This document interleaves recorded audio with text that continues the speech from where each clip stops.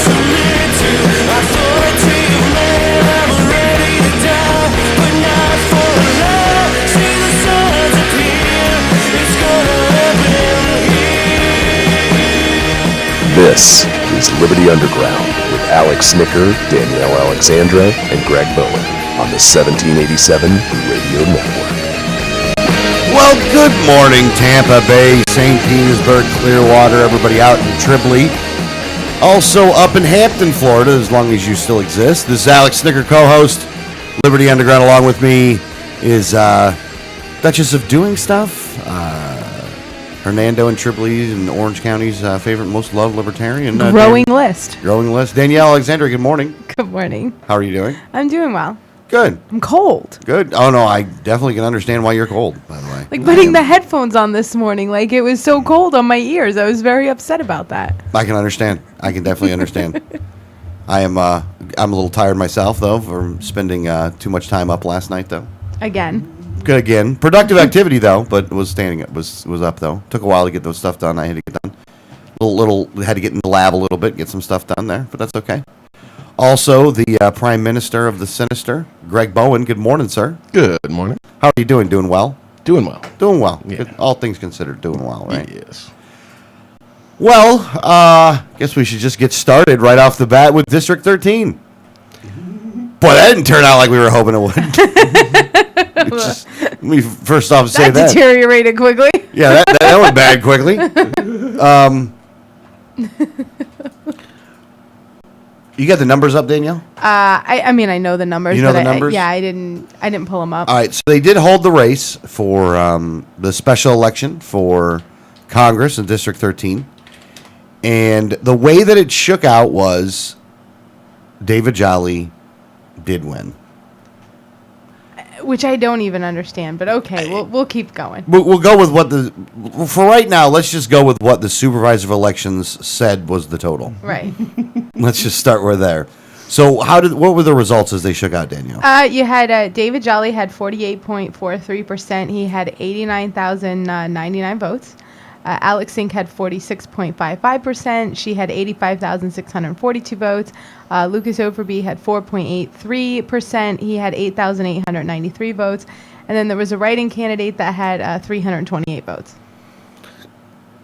So it was close in the way that the supervisor of elections is telling you that Jolly won, and it was a close race and Jolly won. Right. 40% of the population voted, 60% of the population did not, which is ahead of expectations. It was ahead of what they thought was going to go out and vote that day. There was 296 undervotes. Yeah, that was a little weird, too. We got to remember there were people that could vote. There was municipals. Yeah, there were municipals, too. So there was people that decided, there was 296 people that decided that they didn't like any of the choices, and they voted in their municipal election and didn't vote in the District 13 race. Yep. Now, overvotes was 20. That means 20 people picked 2. 20 people picked 2? Yeah. They overvoted. They picked too many candidates. They picked too many candidates. It wasn't like city council, guys. Yeah. You only have one there. But if you don't pick that one, then I like this one too. Yeah. So 20 people overvoted. So according to the polls, according to the unofficial results now, is that David Jolly won, and that Lucas only got 5%, is what they're saying. Right. I'm going to tell you, first off, I'm shocked by the results. And I'll tell you why I'm shocked by the results. If you base it off of everything, every caller, all the calls that we made, all the doors that we knocked on, if you base it on all that stuff, man, it did not look like that was going to happen. It really didn't. It did not look like that was the case from the ground up. It looked like if anything, Sink was going to win, but there was a good, at least I thought, there was a good possibility that Lucas was going to win this thing. I think I told you a couple days before the election, after all the calls that we had made, and all of the neighborhoods that I had personally been in, I really thought that Sink had it. That I thought that Lucas Overby would be in the maybe the high teens, maybe low 20s, but I really thought that Alex Sink had this. Yeah, so I'm completely shocked by the numbers. Now, again, you got to remember, if Sink would have won, it would have been horrible. And if Jolly would have won, it would have been horrible. So horribleness happened. Horrible, yeah. Either way, the real loser, more than anything else, was Liberty. District 13. Yeah, Yeah. District 13. District 13 lost. And the real winner is Fear. Yes. Well, Fear actually, totally won. NODA beat out Fear. Because NODA was 60%. Because they, like the people that didn't vote, were afraid. You know what I'm Right. saying? Like, if you didn't vote, it wasn't. I'm afraid, so I'm just not going to vote. You know, No, but the winner of the election of the people who did vote was Fear. was Fear. Oh, absolutely, it was. Yeah, Absolutely, Fear it was. won an election. And I think another big thing to be noted here is that for all the talk about getting back to a constitutional government, and again, let's just base it off of the numbers are accurate. I'm not going to go down. I'm not going to, even though I'm hearing things now of people didn't have his name on the ballot, and we're hearing, all kinds of things We're like that. definitely hearing that in some places that there have been people who unsolicited.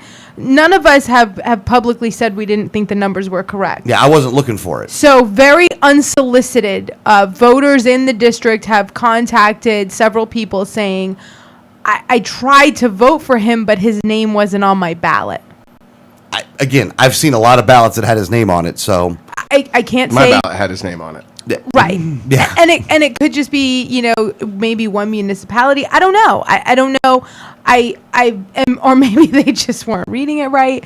But I know at least one person said I couldn't find him on my ballot, so there was a place for a write-in, so I wrote him in.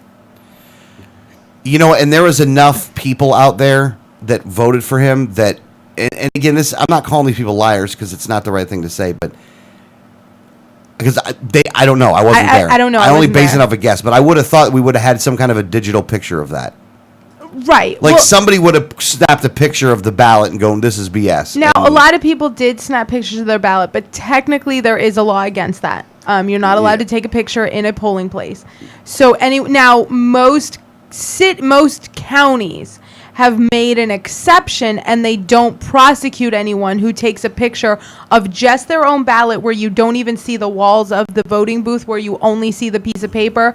But technically, state law prohibits you from taking a picture in a voting booth. And those votes can be invalidated. Yes. I made that point Tuesday because there were people from the campaign taking pictures of their ballot. And I'm like, no, don't do that. Now in Pinellas County and in lots of counties, they have made an exception that if in the picture you can only see your own ballot, not even the sides of the walls, no nothing, then they are allowing it. But if you didn't know that your county allowed it and you only knew that it was against the law, I could understand why people wouldn't take a picture. Yeah. So, but at any rate, though, I'm gonna base my commentary and everything off of That these numbers are correct. that these numbers are correct. Again, I'm shocked that they're correct. I'm shocked. I think some of the factors that came into play on that is, one, the campaign itself just didn't reach enough people. Obviously, 60% still didn't come out. 60% of it still didn't come out. Obviously, we didn't, the campaign itself and we did not hit enough people. Right. And there's a lot of reasons for that. One of them has to do with we just didn't have enough people. Two of them goes with logistics. I mean, logistics is a problem, especially if you got a bunch of people that are volunteers and you don't have all the money in the world that you need to put up systems in place that work well. You know what I'm saying? Like it's, what's the word for it?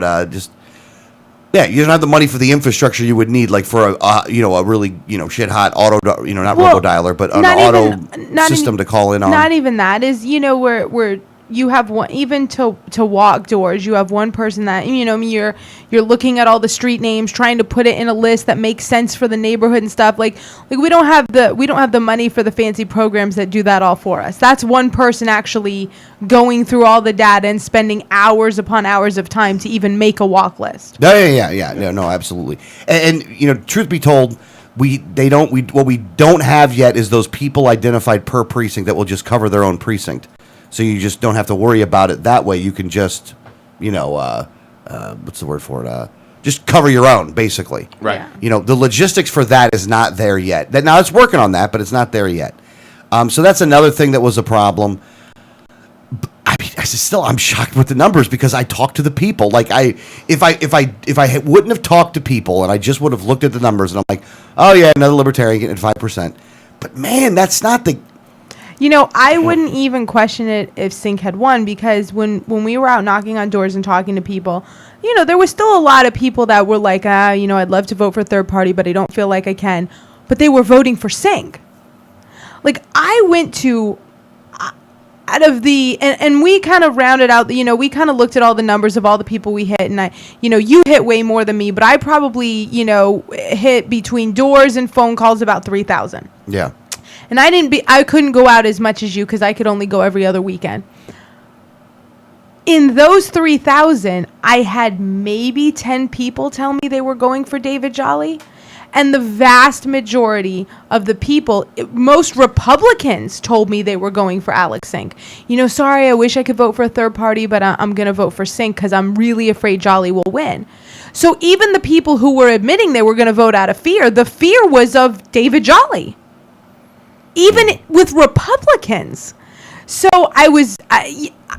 if it had been the other way around, if Alex Sink had won, I probably wouldn't even question the numbers. I'd be like, yeah, well, that's kind of what I heard on the phone. I definitely saw much more, the only reason I'm voting is to vote for Lucas. So I really thought he would be at least in the teens. So for me to think that the majority was going for Sink, Lucas was going to be in the teens, to see David Jolly win, I was like, what? Yeah. I'm not really surprised by it. I did not let the contact on the phone and on the doors sway me into thinking that they were not lying to me. Unfortunately, I don't believe in the phone banking. I think telemarketing has died.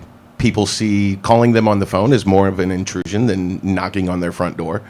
And they will say anything that they want once they have you on the phone. Whatever gets you off the phone is what they're going to tell you. If it takes, I'm going to vote for that guy to get you off the phone, they're going to tell you that. I don't have any illusions about people being honest with me on the phone. It's very easy for people to blow you off and give you a lie on the phone to get rid of you. So the numbers on the phone, it's great that people were saying things supportive of Lucas. I don't translate that to actual votes. Do you translate it to a touch? I do translate it to a touch. I there is a benefit in it. Part of the problem is, though, that, as you know, Rand Paul did a robocall. Yes. He was not the only one. The people of CD13 were getting bombarded daily by phone calls. Basically, our phone calls got lost in the mix of calls that they were getting from the Republicans and the Democrats and all the super PACs that were pounding these people. I have no doubt that they just wanted us off the phone. They wanted to stop getting phone calls. I'm sure that if someone from the Sync campaign called that person, they said, oh, yeah, I'm voting for it, just to get them off the phone. So, yes, there were a lot of people we talked to on the phone that said, yeah, I'm voting for Lucas. I don't translate those to votes. Now, when you knock on their door, there were a lot more people that were receptive. But we also have to remember that there were a lot of people receptive, but they were saying, maybe I'll vote for him. I'll look into him. I'll take that. I'm glad that you're going to look into him and that you now know his name. I'm still not counting it as a vote. So I think that a lot of people were seeing these numbers and seeing these results and, talking to people and getting these positive responses from people and translating them to votes and seeing that our vote totals would be much higher. I don't think that way. Until the actual votes are cast, I don't believe that they voted for him. And all right, that's fair enough. It shows in what happened. That's fair enough. I will tell you this, though. If I have the money to do this, by the way, so it does require a little bit of funding, I am going to be advocating that we spend money on robocalls because, you know what? If this is the way that the citizens want to act, because they did tons of robocalls, the Jolly and Sync campaign did tons of robocalls, and they voted for Jolly and Sync, I'm going to get in the mix on the robocalls then. And you know what? There's going to be some people that are going to be offended. You know what? Make sure you go out and vote. You vote for us, we'll stop doing the robocalls after that. But until then, the punishment will have to continue. And it's going to have to get worse. Beatings will continue until morale improves. Well, here's the thing. Honestly, I can only go off of what's effective by what they voted for. And they voted for more attack ads and more robocalls. Yes. That's what they voted for. They voted for more attack ads and more robocalls, and you know what? You're going to get it now. Because it doesn't cost. How much would 400,000 robocalls would have been? $40,000. Even at a penny a pop? No, it would be $4,000. $4,000, right? Yeah. I'm gonna raise $4,000 to make sure everybody. Here's the thing: I don't want to just pick the super voters to robo-dial, though. I want everybody to have to suffer for this one. Yeah. And see, that's the other thing. All the people who voted for Alex Sink or David Jolly, I never want to hear another word out of your mouth about how much you hate attack ads or how vile these people are or about how bad the political process has become and how toxic the conversation is. Fuck you. You voted for it. You endorsed it. You told them it's okay, and you accept this, and you think this is a viable way to campaign. You support it. You voted for it. It's your responsibility. You bring it upon us. Yeah. Thank you. And for the and clearly for the Republicans that supported David Jolly, who did so very publicly, I mean, congratulations! You got a lobbyist in office. I mean, a big war lobbyist. a big war lobbyist. So if you're a peace, if you're a non-interventionist in the same way that Ron Paul was supposedly a non-interventionist, I got to tell you, boy, you really elected somebody that is going to do any of the you want them to do. They're going to vote more war. They're going to spend. They want more money spent on. And you're with the neocons. I mean, I don't know another way to say it than the real enemies to the republic are people like you. I don't see how Jolly was the lesser of those evils. And I say that only because when you look at a military budget that takes up so much of our budget, how can you call yourself a fiscal conservative? How can you say that you because the one thing that he does want to grow, and he admitted it, whether, and I've said, when you go through his lobbying reports, he lobbied for military contractors, but take that out of the equation and you just say, well, he was just doing his job and that's what they hired him to do. Okay, let me give you that one. Let's take that out of the equation. And let's just go by how he answered the questions. This guy wanted to be in Syria. He wanted more military intervention. He said that. He said that, the country under Obama looks weak and we need more military intervention. Those are his words. So all of you people that say, well, no, we need to balance our budget and we need a fiscal conservative to be in the House. Well, you didn't elect that person. Mm-hmm. You elected someone that is going to grow the part of the budget that is the most out of control. So how can you say, even if you just look at the economic issue, the fiscal issue of it, you can't say that you're for limited government because you want more war. You want to grow government in the worst way, the military, the arm of the government that kills people. Mm-hmm. I mean, look, at the end of the day, we definitely have to have military for self-defense. It's in the Constitution. And, again, look, we spend more money than 20 other countries combined. You elected a guy that is going to make sure that continues. And not only does that continue, that increases. He is definitely going to be spending more money on that. He's not going to be a vote to really balance the budget or to do any meaningful reforms whatsoever. Well, you can't balance the budget and be in wars all over the world. Mm-hmm. Yeah, that's true. That's very, very true. So you can't do that. Again, you elected a neocon. That's what you did. And the sickening part, and I guess we got to this part going on here, is that the weekend before the election, Rand Paul teamed up with Karl Rove to do a robocall for David Jolly. That's what he did. Now, a lot of libertarians, rightfully so, are very pissed at this. Here's why, though. And again, it's you keep hearing this over and over again. He's playing the game. You don't understand because he's playing the game and you're not playing the game. And so because you're not playing the game, then you don't understand what's going on. So you choose to sit on the sidelines while he's playing the game. Look, first off, this election had nothing to do with Rand Paul. He could have stayed out of it. It wouldn't have done anything for him. I don't think he lives in Florida, right? So this There's wouldn't be nothing his to do with representative. Florida. He's not in the House, so this is not a colleague that would be able to vote with him and on things with him because this is a different House. True, Mm-hmm. True, very true. It just shows that Rand is a shill for the establishment. Because he could have stayed out of it. Yeah, all he had to do was just stay out of it and say, no, I'm not getting involved in this. The fact that he got involved and supported the lobbyist, fought against the libertarian, shows he is not on our side. Do we need more evidence? Stop supporting this man. Well, the other thing is this, and again, people are going to try to misconstrue this as something else. He doesn't really support his own agenda. And I'll explain what I mean by that. In order to get the kind of things that he's talking about done up in Washington, D.C., you got to have the votes to be able to do that. Now, I know what the response here would be. Well, this is why you support guys like David Jolly, because they agree with a certain percentage of your votes, and so they'll vote the way that they should. While I can understand what you're saying, those people would have voted for those things irregardless. Those would have happened irregardless. It's the stuff that's important that is the stuff that he will not be voting with you on. And he has no loyalty to you whatsoever. You didn't talk to him. I mean, you may have talked to him earlier, but you haven't publicly said that you've had any communication with this, ignorant little Jolly person whatsoever. You haven't had any of that. So you won't have the people up there to get the things done that you would like to get done. And again, I'll go with the scenario that you become president, right? I'll go with the whole scenario that's what you become. Is Jolly going to vote to audit and in the Fed? I mean, really? I know he said that an audit was needed. He was very benign about something like that, very vague. At the end of the day, he's not going to do that, or he's going to put in there's going to be an amendment put in that water it down. And again, on that Friday, Rand says, "I'm not here about electing Republicans. I need principled." Did you say conservatives? Lovers of liberty. Yeah, principled lovers of liberty.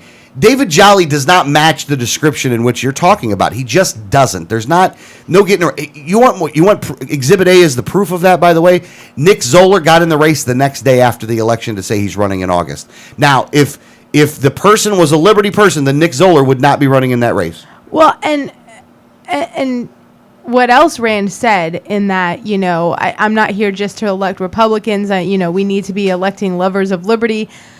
In the next sentence said, we can no longer vote for the lesser of two evils. Yeah. Yeah. And Jolly's own campaign people were going around like, we just can't let Sink win. You got to vote for the lesser of two evils. Like, literally, that was their talk track. That's confirmed information from one of the supporters on there. Now, maybe the guy doesn't say it to every door he's talking on. He said it on the one that we found out about, though. So, again, though, look, you Republicans, boy, you did a great job using all that money. Wow, you did a good job. Congratulations. Congratulations, because you got a lobbyist in office and you sold your soul to do it. I hope your 30 pieces of silver was worth it.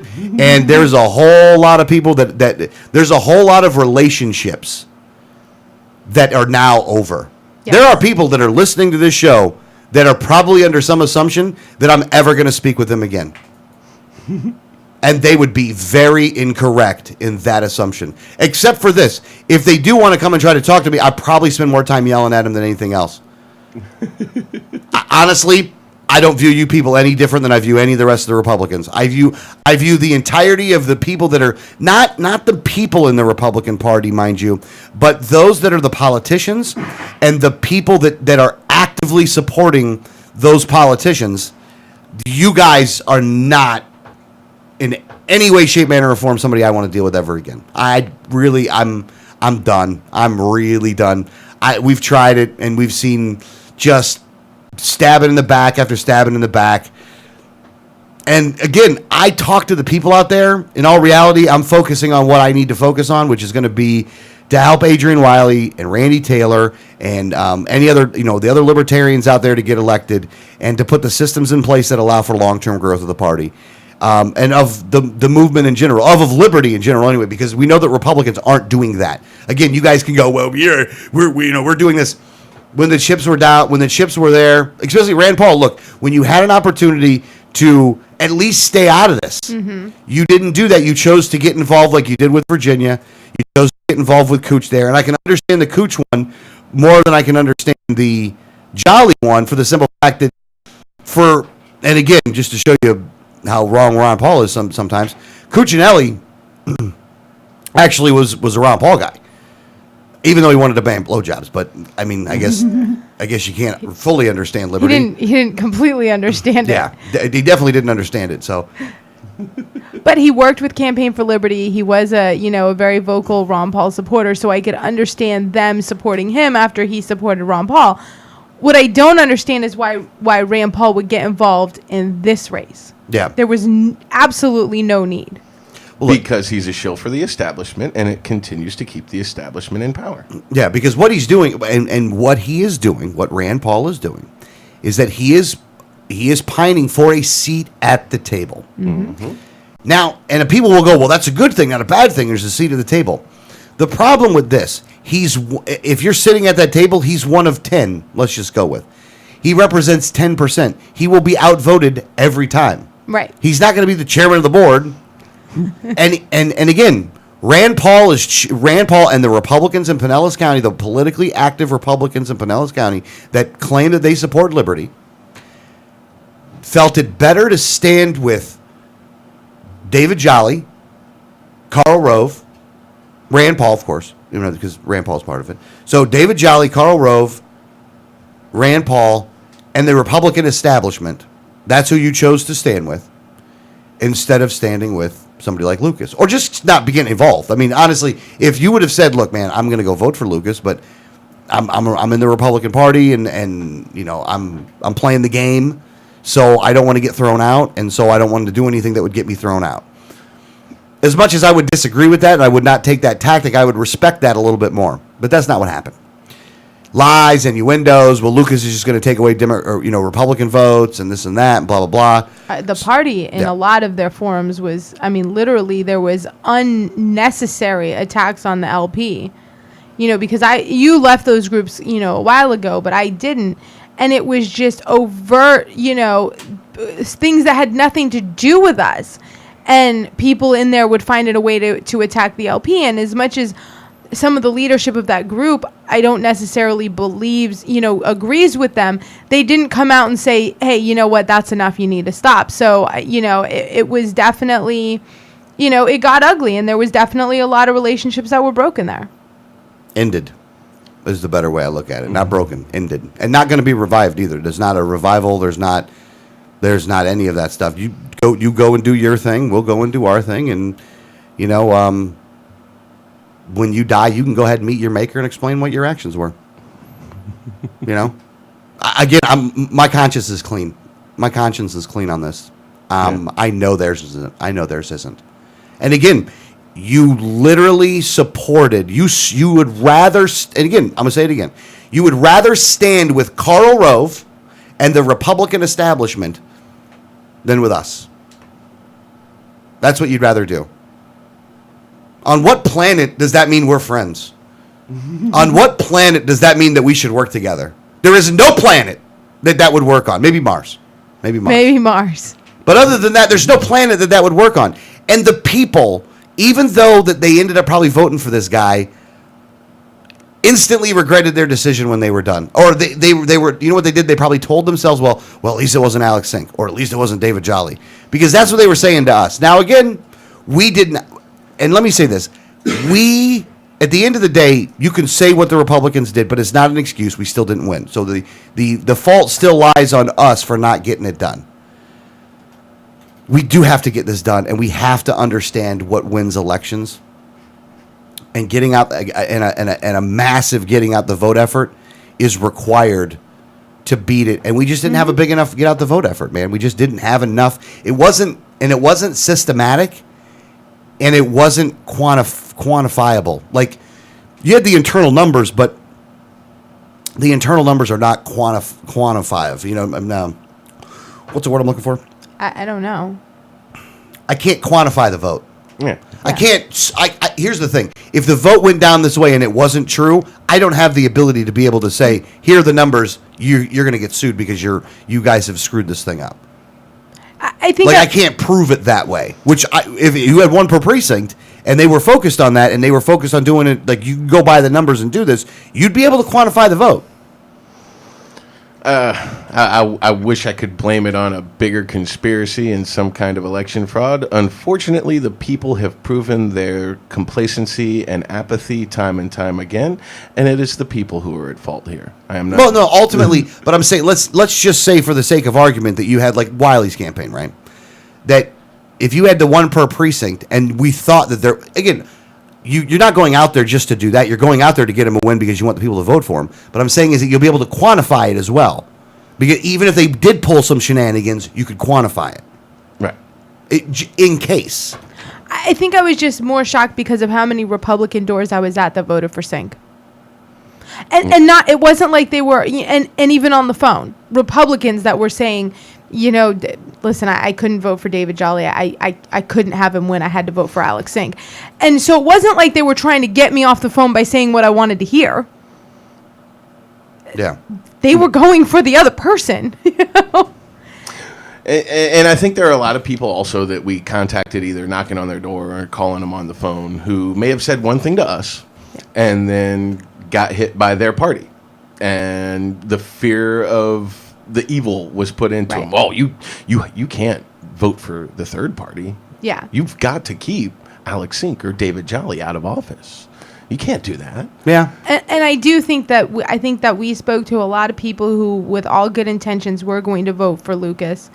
And when they got into that voting booth, fear overtook them. And I will say that fear won this election. And unfortunately, fear is winning too many elections. That fear wins all the elections. I mean, it's just the way it is. Again, that part of it sucks. It really does. And in some ways, I'll say this, and some people probably won't like me saying this either. You know what? We get the country we deserve. Yep. We get the government we deserve. And right now, we don't even deserve a good government. We don't even deserve it. We don't deserve it at all as a whole. Yeah, the vast majority of the people in this country do not pay attention and do not care about the government of this country. And therefore, the government does not care or pay attention to you, and you get it in return. Yeah. And they try to justify themselves, and I heard this comment, too, by a couple nice little tools. Well, he's our lobbyist now. No, he's not. No, you. I love how it's those people who are telling me how, you don't understand, that are going to tell me that those words, that are going to say those words to me, that are going to say that at the same time. Well, you don't understand. He's our lobbyist now. I know that people aren't that ignorant. At least I would think that they're not that ignorant. I thought these were free-thinking people and not followers. But obviously, they're nothing but a bunch of sheep little followers is what they are. And they think that they're not. They're like, well, no, I'm not, because I'm here with, Rand, stand with Rand 2016. Where are the rest of your candidates to change this country?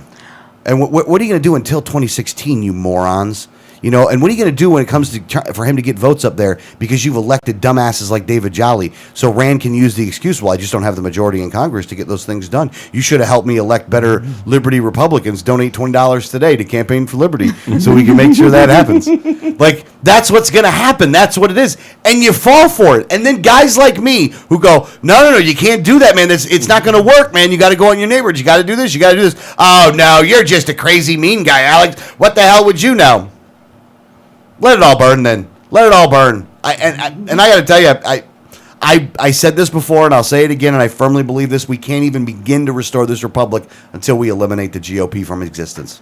Until they're the way of the Whigs, liberty will continue to die. Here. Yeah, I mean, I definitely, I don't see any saving it, and even their candidates that they're, because I had someone say, well, the RLC, it's a proven winning strategy, and I'm like, okay, where's your wins? I mean, and maybe I'm not a part of the RLC, so I don't know. I honestly was asking a very honest, legitimate question, like, okay, maybe I'm just not seeing them. I'm not a part of your group, so I could totally see how I would miss it. Where are your wins? And I got this, well, the RLC is a national organization, so all of the wins across the country would be all of our wins. And I'm like, okay, so what are they? And then they went with, like, Justin Amash, which I will admit that out of all the Republicans that anyone touts as a Liberty Republican, the only one I actually can agree on is Justin Amash. And then, so I'm like, okay, maybe the RLC got him elected. Let me see. That would be a win. And then I realized that there's no mention of Justin Amash in anything that the Republican Liberty Caucus put out until 2010 is the first reference that you ever see of Justin Amash. And it was in December, which is after he won Congress, which is after he had already spent 4 years in the State House. This was not an RLC win. He didn't even become a member until after he won. So you didn't win. He joined you after he won. You lobbed and glammed onto him so you could count him as something. How those coattails holding up for you. But then, so I'm like, okay, what else? And, and then it's like crickets. And, and you always get like, well, we have Rand Paul, which I'm sorry. I find him on social issues to not be very libertarian at all. I don't agree with him on social issues at all. He's not for ending the drug war. He's not for, getting government out of marriage. He's not for, on social issues. He's a Republican. He is a Republican. He just doesn't want to go to war all the time. Who's that? Rand Paul. Oh, I got you. All the time. Here's the thing. All the time. Right. Sometimes he does. Want to go Sometimes to he war. does like it. Yeah, I would disagree. I would fundamentally disagree with that last statement. He likes to go to war. Okay. Besides endorsements from what he's voted and what he said, if you just go on his record, he tends to lean against war, but it's not that he doesn't want to go. He just doesn't want to go all the time. And on social issues, he's all Republican, by the way. There is no libertarian in Rand Paul on social issues, not at all. But then again, he's vying for the 2016 deal, is what he's doing, and he's playing his game for the 2016 deal, right? And I can't. I'll put it this way: I'm not looking forward to it, but I'm really looking forward to it at the same time. Is that when June 2016 rolls around, and because by June I think you'll know pretty much. Like, we'll know who's going to win by June. I think they're actually moving it up. Well, they're moving it up. And I think they're moving it up to, instead of it being in August, I think you're going to see it maybe June, July. So they're going to move it up. When June is done, when the month of June is over with of 2016, and you have either Jeb Bush or Chris Christie, who else do you think is in the mix of the actual people that are going to win this thing? Not the ones that they're hoping would win this thing. I think the nominee is going to be Chris Christie.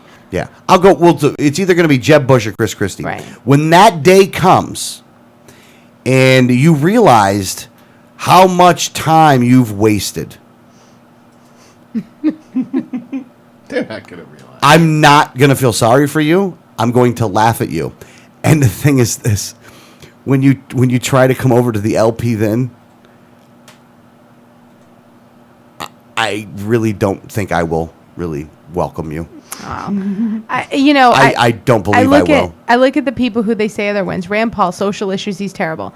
Ted Cruz, foreign policy is not very good. Social issues. Now, Ted Cruz came out this week and said not enforcing federal marijuana laws in Colorado is dangerous to liberty. That's who you call libertarian leaning. Yeah. Like, I think you don't know what libertarian means. Know? But, this is Mike Lee, who also is said to be, a somewhat liberty Republican under investigation for corruption. And one other thing. The other thing that they were talking about was how, they can get in from the inside out and be able to take over from the inside out. And the one state that they were always trying to show as an example of how they were winning was Iowa. The chair's getting ready to leave. He's quitting. AJ Spiker. He's quitting. And the reason that he's quitting at the end of the day comes down to exactly what we said would happen, is that the people that were funding that party stopped, took their money away. And once they took their money away, then everything. They had no plan to actually keep it going because they didn't really build from the ground up as much as they like to claim they did. They actually didn't build from the ground up. Well, once the money left, they didn't know they couldn't afford anything anymore. And the money left, and so they were summarily run out of town. So what you show is Exhibit A of why you think Rand can win in 2016 was just eliminated. Right. I mean, eliminated. I mean, done. Bye. See you later. They're out of there. He's quitting before he's not reelected. Yeah. He's a quitter. AJ's a quitter. Well, he's going to move on to work for some other PAC or something else that Rand around is associated with, and that's fine. But would you rather have had him there or where he was at? I would argue that you probably wanted him where he was at. So, look, Liberty's still losing. It's not winning, unfortunately, as much as these scumbags that are in the GOP want to say that they are and lie. Those guys are the liars. They're the scumbags. It's not even... Look, I'm not talking about the Karl Roves anymore. I'm not talking about the John McCains anymore, the Lindsey Grahams anymore. We already know those guys are scumbags. I'm talking about those that want to claim that they support liberty and stand with them. Because those that stood with Karl Rove here are no better than Karl Rove. You're just not. And you can go, well, you're just being a purist. No, I'm being a realist. I'm keeping it real.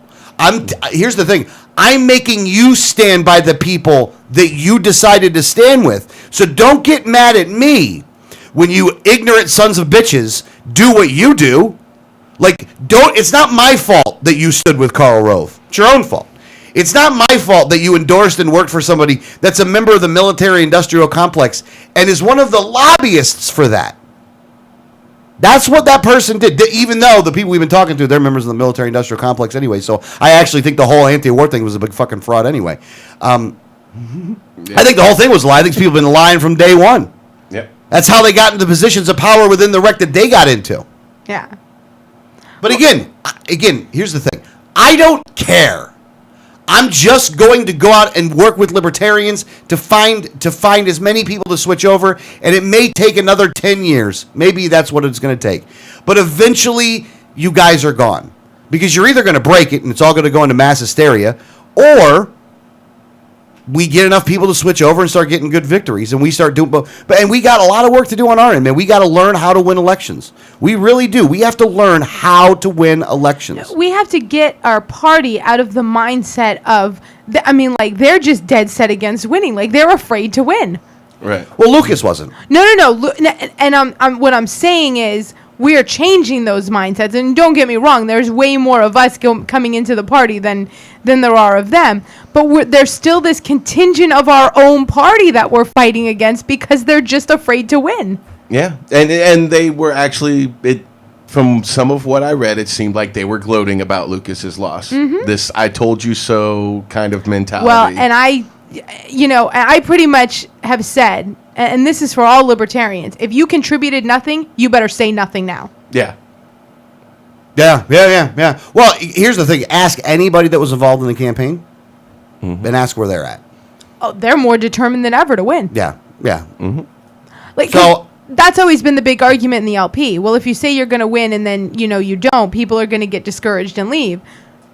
I was there with all of the people that worked on Lucas's campaign. Anybody that worked on the campaign is not going to leave. It is going to be others that see that. And then, look, I'm going to say this. I think that there is a net loss sometimes when somebody loses. Well, there is a loss, but it's a net gain overall. Yes. Mm-hmm. And you'd have lost those people anyway if you weren't running candidates. Right. It's not. They were only there for a specific reason. Yeah. So, but all the people that were there, there was a little solemnness at the beginning of the watch party when the results were coming out. So you saw solemnness? Are you kidding? There was. It was like a funeral. There was, and there was, but I don't feel like that lasted a long time. Like, all of a sudden, like 20 minutes later, it was kind of like, all right, what do we do now? Yeah. No, that's true.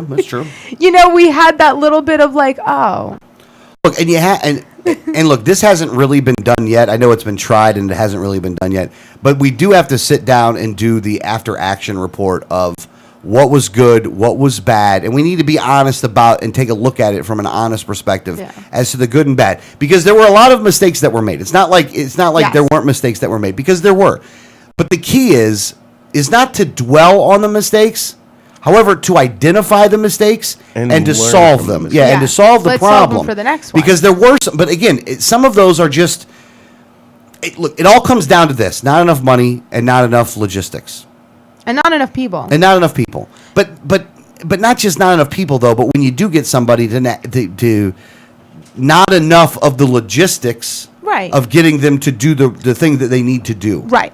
No, and I will say that. Does that make sense? No. It totally makes sense because there was not enough direction once you got a person in focusing them on the right things to do at the right time. So there definitely, needed to be better of that, but we're always going to be outspent. That's just not going to change, because we're not offering anything. We're not offering freebies to anyone. No companies, no people, no nothing. You're not getting. The only thing we're offering is your freedom. And people don't know what to do with that. So I get that. We're going to be outspent for a long time. But if we can outnumber the distance of the money discrepancy, if we can outnumber that in people, then that money really won't matter. The problem is we need to outnumber them in people, and there was a lot of people that was like, that had said, yeah, I'm going to help, I'm going to do this, this, and this, and then they didn't. And a lot of that was the logistics of, not focusing their efforts right away and things like that. There was mistakes made, but all in all, this was a successful campaign in the amount of people that it brought into the LP, amount of old libertarians that have been revitalized to get back involved, the amount of new libertarians that have come into the affiliate and into Pinellas County and ready to do things and ready to work. And I didn't see, there was that solemnness, that, half hour of, oh, well, that sucked.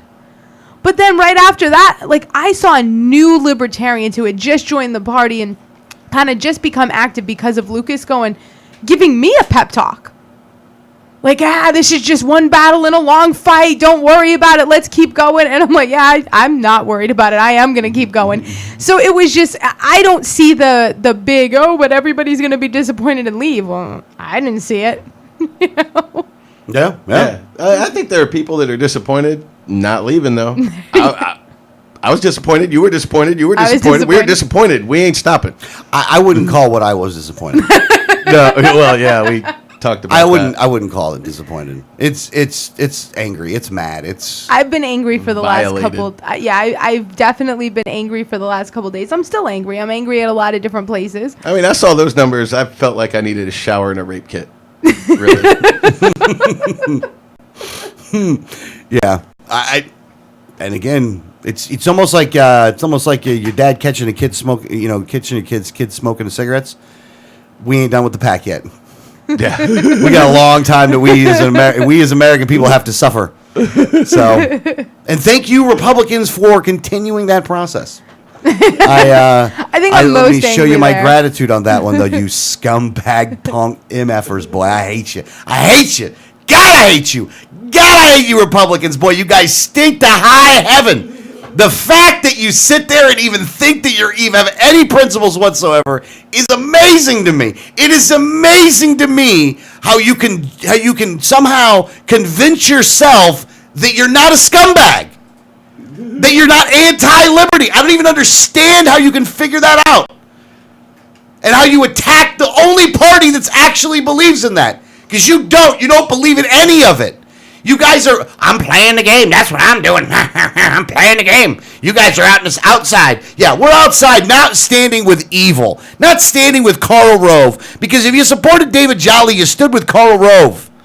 You stood with Alan. Well, no, not Alan West. He didn't even get involved in that one. Even Alan West had more principles than that. How bad is that when Alan West was like, "Oh, I can't go for that Jolly guy." That's a good point. That is a good point. Because Alan West endorses competition.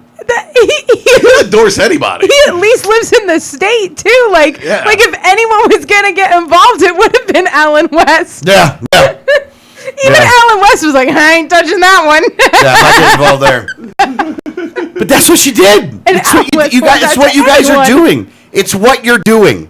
And again, you can go to bed at night. You can look in the mirror and think that you're doing the right thing. That's perfectly fine. I don't want to see your stupid faces ever again. I don't ever want to see your sellout 30 pieces of silver faces for the rest of my days on this earth. You people make me physically ill. You make me sick, man. And I know some people are going to go, I know that there's a couple people right now that are listening to this show going, that's not me. Here's the thing. It is. In no unequivocal terms, it's you. It's definitely you. Well, he's talking about all the Jolly supporters except for me. No, No, it's no, no. primarily you. Nope, you. Think about it like this. If You're probably at the top of the list. If you said one positive thing about David Jolly, one, that was enough for me. And again, they're going to go, well, you're just acting like a purist because you have a disagreement on candidates. No, we have a disagreement on what evil is. We have a disagreement on whether or not we want to actually try to restore this country or not. That's where the disagreement lies. You have and by supporting David Jolly against Lucas Overby in this race, you have shown to me that Vladimir Putin could come over here and put an R on his lapel and go around as the Republican nominee for Congress in District 13. And the members of the RLC, they could be up against Who can I go with? Make it a good one. I gotta make it a good. I gotta make it a. Justin Amash could leave the GOP, come over to the LP, move to Pinellas County, and start running for office against Vladimir Putin as a Republican, and you'd have voted for Putin, talking about we can't split the vote and let Justin Amash. No, we can't. We can't split the vote. Who would be the Democrat in that race then?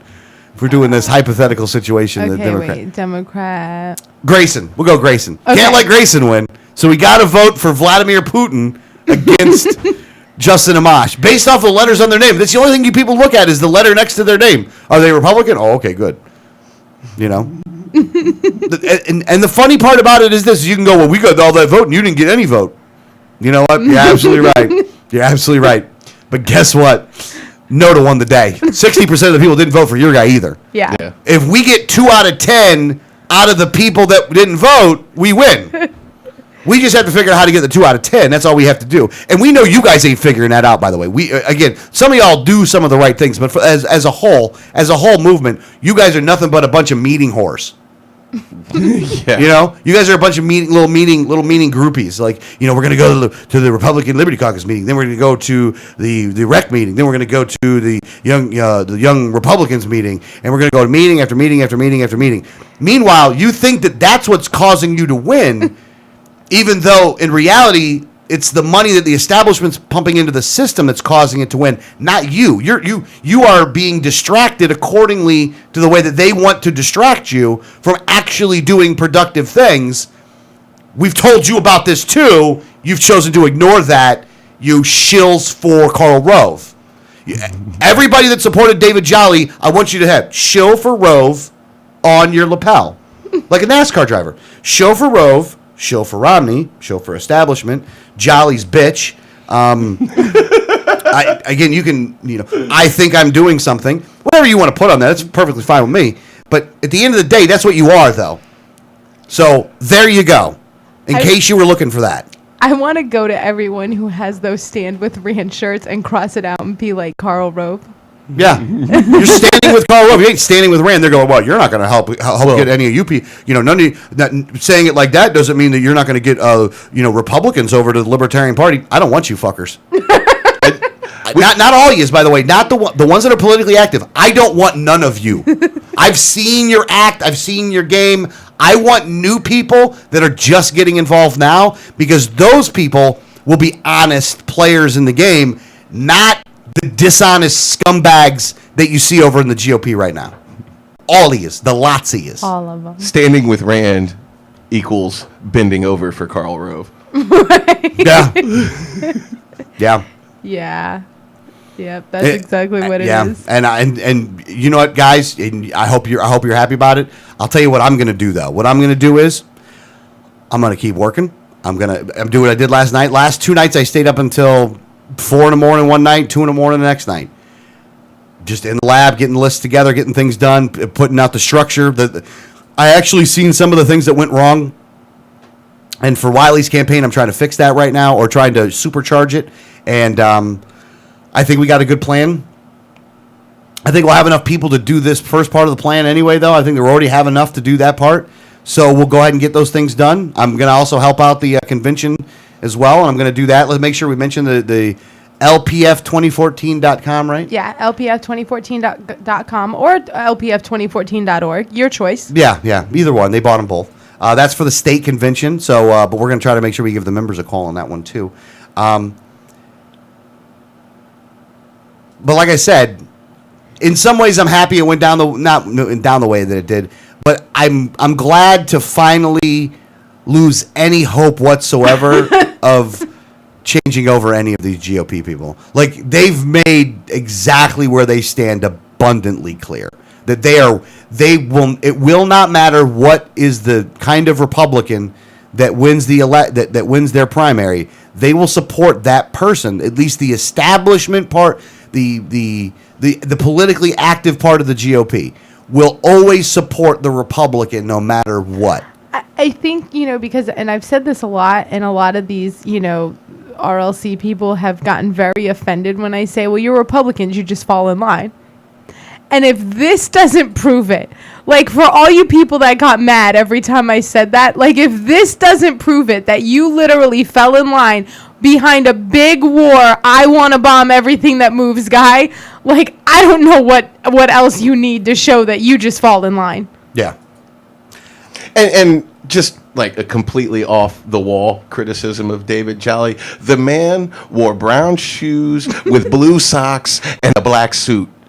You can't vote for somebody with that bad of a fashion sense. Listen, if you're Come gonna on. And it was a $3,000 suit. if you're gonna spend $3,000 on a suit and about $300 on the brown shoes, dude, get a pair of black shoes too. Yeah, black shoes, black socks. Come on, simple. Honestly, I think Jolly is like, look, you know what I'm gonna do? Just to mess with these guys, I'm gonna go out there in a black suit that I paid a whole bunch of money for, and I'm gonna wear these brown shoes, and they're still gonna vote for me. I'm gonna look like a hobo, and they're still gonna vote for me. Yeah. Well, he didn't look like a hobo. Did not look like a hobo in a $3,000 suit, by the way. Call it. I mean, here's the thing: David Jolly is a whole lot of things. You can use the word scumbag. You can use a lot of different terms to describe him. Fashionably challenged. Fashionably hobo. Not one of them, though. He's taking far too much of our money. He's collected far too much of the American taxpayers' money indirectly through his lobbying efforts in order to be able to. He does not fit the hobo term any longer. Like, if you can't afford a pair of black shoes when you're wearing a $3,000 suit, like, dude, really? Yeah, how about you go $2,800 on the suit and get you some black shoes? Because the brown shoes with the black suit did bother me. And, of course, and I always, like, the Thai caucus is very big for me. Like, what you wear is very, like, I very much analyze what you wear. And I'm sorry, but a $3,000 suit with a silver tie just screams, I have more money than to give a fuck about you.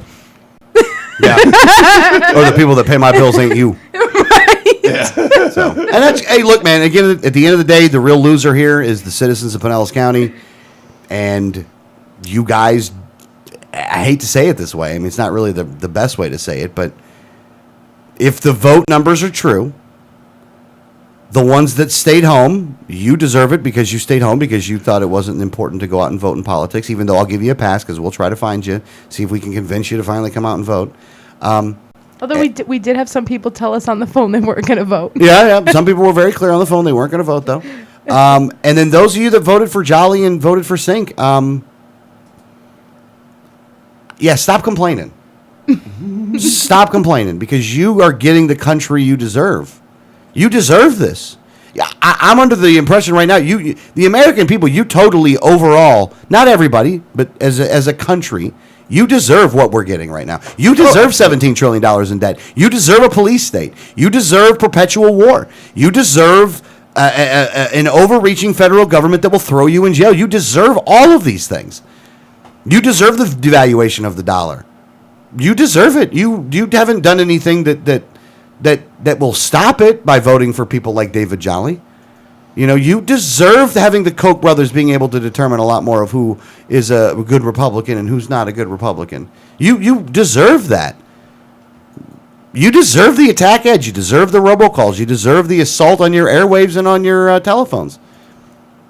You deserve it. Prove to me you don't. Vote for somebody that's not an idiot.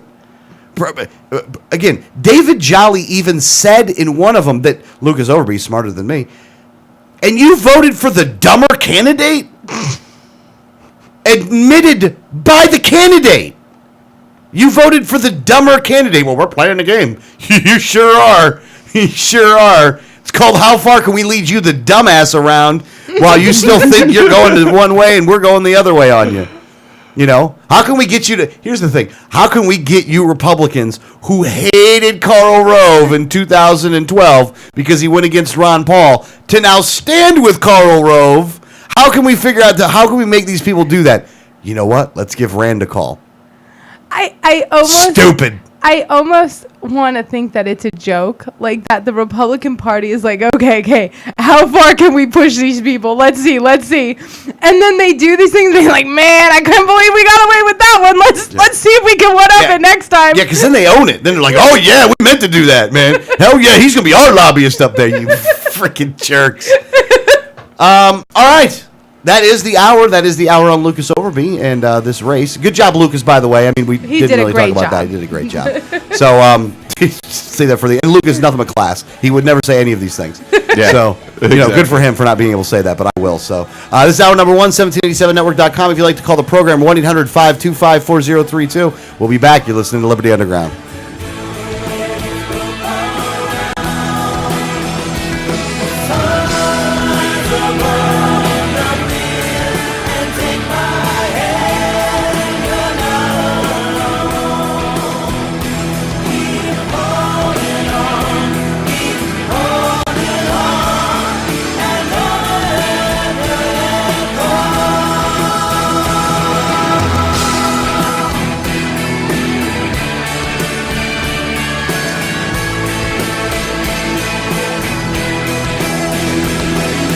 Hi, this is Gary Johnson, and you're listening to the 1787 Radio Network. Facts about the red light cameras. Fact, you are guilty until proven innocent. The Fifth Amendment to the U.S. Constitution grants you the presumption of innocence. Fact, red light cameras cause accidents. Accidents are up on an average of 40% at intersection with cameras. Fact, cameras punish technical foul violations. Over 80% of tickets are written when the red light is on, under 1/2 second. Join the fight at www.banthecams.org. www.banthecams.org.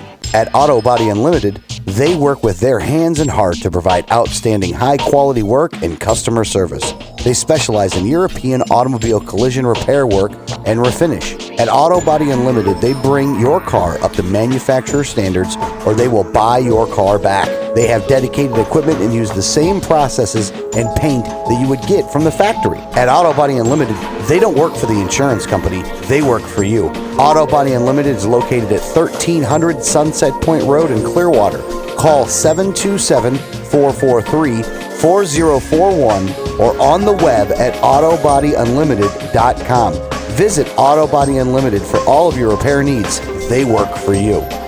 If you received a ticket in Florida, contact Oropesa Law Offices, 800-774-9883 or tacklemyticket.com. Attorney Oropesa understands the stress associated with being charged with a traffic ticket. In many non-criminal ticket cases, there may be no court appearance, no points, and no traffic school. Attorney Oropesa handles criminal violations, DUI, and license suspension matters. Don't face these serious legal matters alone. Initial consultation is free. Call now and you will be advised about any potential defense, constitutional rights violations, the possibility of having your driving privileges restored, or preventing a suspension from going into effect. If you've been classified as a habitual traffic offender, have a driver's license suspension matter, or a pending DUI case, call Oropesa Law Offices now so you can be advised about your particular case. Call 1-800-774-9883 24 hours a day, 7 days a week, or visit tacklemyticket.com. Main office in Pinellas County and serving all of the Tampa Bay area.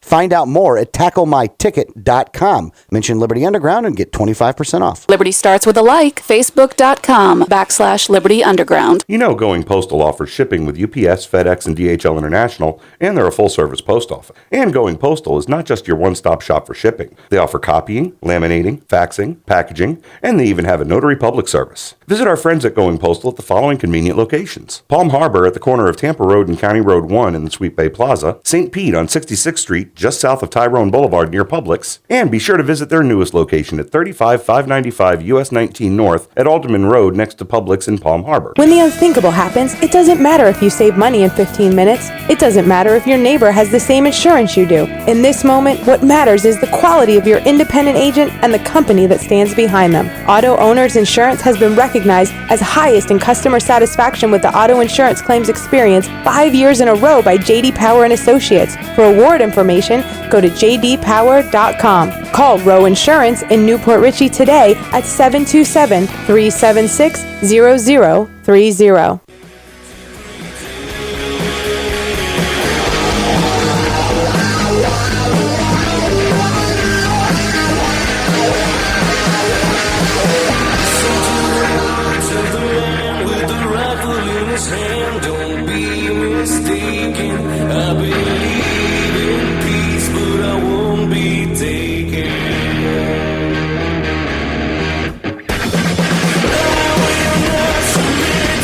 I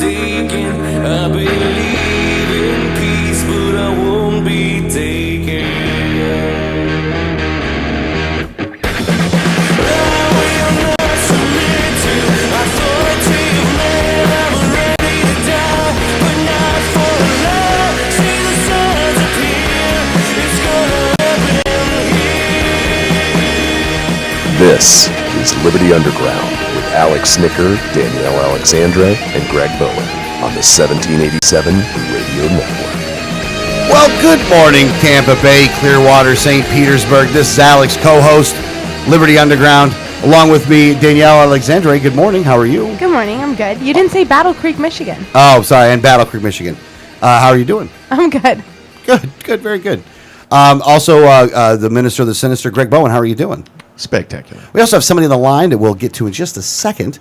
But we wanted to start off the show with a little clip from your president, Barack Obama, in regards towards the health care plan, if you can't afford it. Here we go. Of course, YouTube wants to buffer. Oh, you didn't play it first? The question here comes from a gentleman who says that he wanted Obamacare for a family of three, and he says, I make about $36,000 per year, and the minimum amount here is $315 per month. I think that's too much for me. That's a question from this gentleman here. As I was saying, a lot has been said about the cost. And for families that live from paycheck to paycheck, $316 might be a lot. I guess what I would say is if you looked at that person's budget and you looked at their cable bill, their telephone, their cell phone bill, other things that they're spending on, it may turn out that it's just they haven't prioritized healthcare because right now everybody's healthy. Nobody actually wants to spend money on health insurance until they get sick. And then once they're sick, the costs of not having health insurance are a lot worse than the costs of having health insurance. I guarantee you, if that gentleman who just wrote you that letter, and I don't know his particular circumstance and whether he actually has gotten all the information about the subsidies that might be available, but I guarantee you that even at $300 a month, if heaven forbid something happened to him or a family member where they got sick and really needed, let's say, a week's worth of hospitalization, he will wish that he had paid that $300 a month. There you go, folks. That's Barack Obama for you. What he basically said is that, and even though that because of him, the price of health insurance went up, not down, and that you couldn't keep your current doctor as you currently had it, that doesn't matter. That you should turn off your cell phone and turn off your cable bill. Your cable bill. I have the actual code of what you should prioritize. If you looked at their cable bill, their telephone bill, their cell phone bills, other things they're spending on, it may turn out it's just they haven't prioritized healthcare. So apparently healthcare should be over your cable bill, your telephone, and your cell phone, so you will have no access to communication. Correct. Now, read the quote underneath that quote. This is what the president had said. Back in September. In September, he had said, you're going to be able to purchase high-quality health insurance for less than the cost of your cell phone bill. So, you like your plan, you can keep your plan. We figured out that's a lie. If you like your doctor, you can keep your doctor. That's a lie. That's a lie. That's a lie. And now it shows that if you can't afford it, then you better turn off your cable and you better turn off your phone. Except for, well, I guess you can get one of the Obama phones. I mean, I guess he is offering the Obama phone. Right. But you got to turn off your cable. You got to turn off your phone because you can't afford that. Even though Barack Obama himself wrecked the economy, so you can't find a good job. But now that you've wrecked the economy, it's still their fault. So he's blaming the people. Yeah. Health insurance was supposed to cost less than your cell phone bill. Now he's telling you will now have to cancel your cable, telephone, and cell phone, and you should do that to afford health care. Now, on the line with us is Matt Bruce from the Captain's America show. Matt, have you turned off your cell phone yet in order to pay for your Obamacare? No, I haven't, and I will always have communications because I'm an amateur radio operator, and I have not only a generator, but I have a mobile radio, a handheld radio. By mobile, I mean in the car, and then I have a base here at the house. I can talk to anybody, anywhere in the world. Well, honestly, I think at this point they are passing the new law that says that anybody that has more than 3 communication devices will have to get visited by the federal government. You'll have to register your 3 pieces of communication devices. I think you're going to have to be taxed at a higher rate to pay for your NSA agent. Yes. It comes down to the NSA agent, Captain. How are you doing this morning, by the way, Captain? I'm doing great, and thanks a lot for coming on our special elections coverage the other night. We appreciated that. Oh, no, it was a good time. I'm glad we could preempt other people in order to do that. It's even funner when you can do both of those things. Yeah, well, he got over it. That radio host got over it because this was more important talking about what we were. Oh, absolutely. What was on your mind, by the way? Well, a couple of things. I just wanted to mention to the libertarians that are listening, in my portion of my small part of Pinellas County, east of 4th, over here off Gandy, what's called the Gateway section, we saw David Jolly and his GOP door knockers 3 different times during the run-up to the primary. We saw Alex Sink once, and we never saw Lucas Overby or anyone from the Libertarian Party. That was a big mistake. I think he would have gathered some votes over here because there were a lot of independents registered over here in this area. Yeah, and we had talked about that too. I mean, we hit so many areas, and as individuals, I guess right here, we were not in charge of that part of it. But you know what? You're raising a good point though, and that's actually funny enough. I was spending the last several nights trying to actually rectify that problem. I guess you could say. Yeah. Wait till 4 in the morning to try to find the people to do that. Right, and that's about enough said on that because the election is the election. We have a new congressman. God bless him. I hope he does a great job. But it was all about, and we do need to continue to talk about Obamacare because the more this lingers and the more delays come into play here, the one thing that is an established fact that is happening is it's costing everybody, more money. Well, no, absolutely. It's totally costing everybody more money. And then all of these things that were... what's the word for it? The things that they were even trying to say was, well, you're going to be able to keep this and you're going to be able to do this. All this stuff has come out as the lies that they are. And and now when somebody complains, like we just saw with the clip, it's like, well, I can't afford your health care plan. Well, get rid of your cell phone and your cable bill. That's what your answer to that was that. That's not what affordable means. You and I, Alex, have been talking about this since pre-2008, not only on the radio, but at various meetings and rallies that we went to when you ran for the Senate. We've been talking about this. We've been warning the people about Barack Obama. People looked at us like we were nuts. I don't think they're thinking that anymore, do you? No.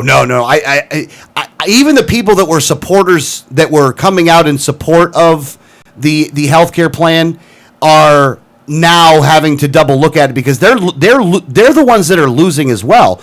Don't get me wrong. Look, the unions aren't necessarily losing because they don't have to subscribe to the plan. Not all. Some unions don't have to subscribe to the plan, and there's other groups out there that they've singled out that don't have to subscribe to it.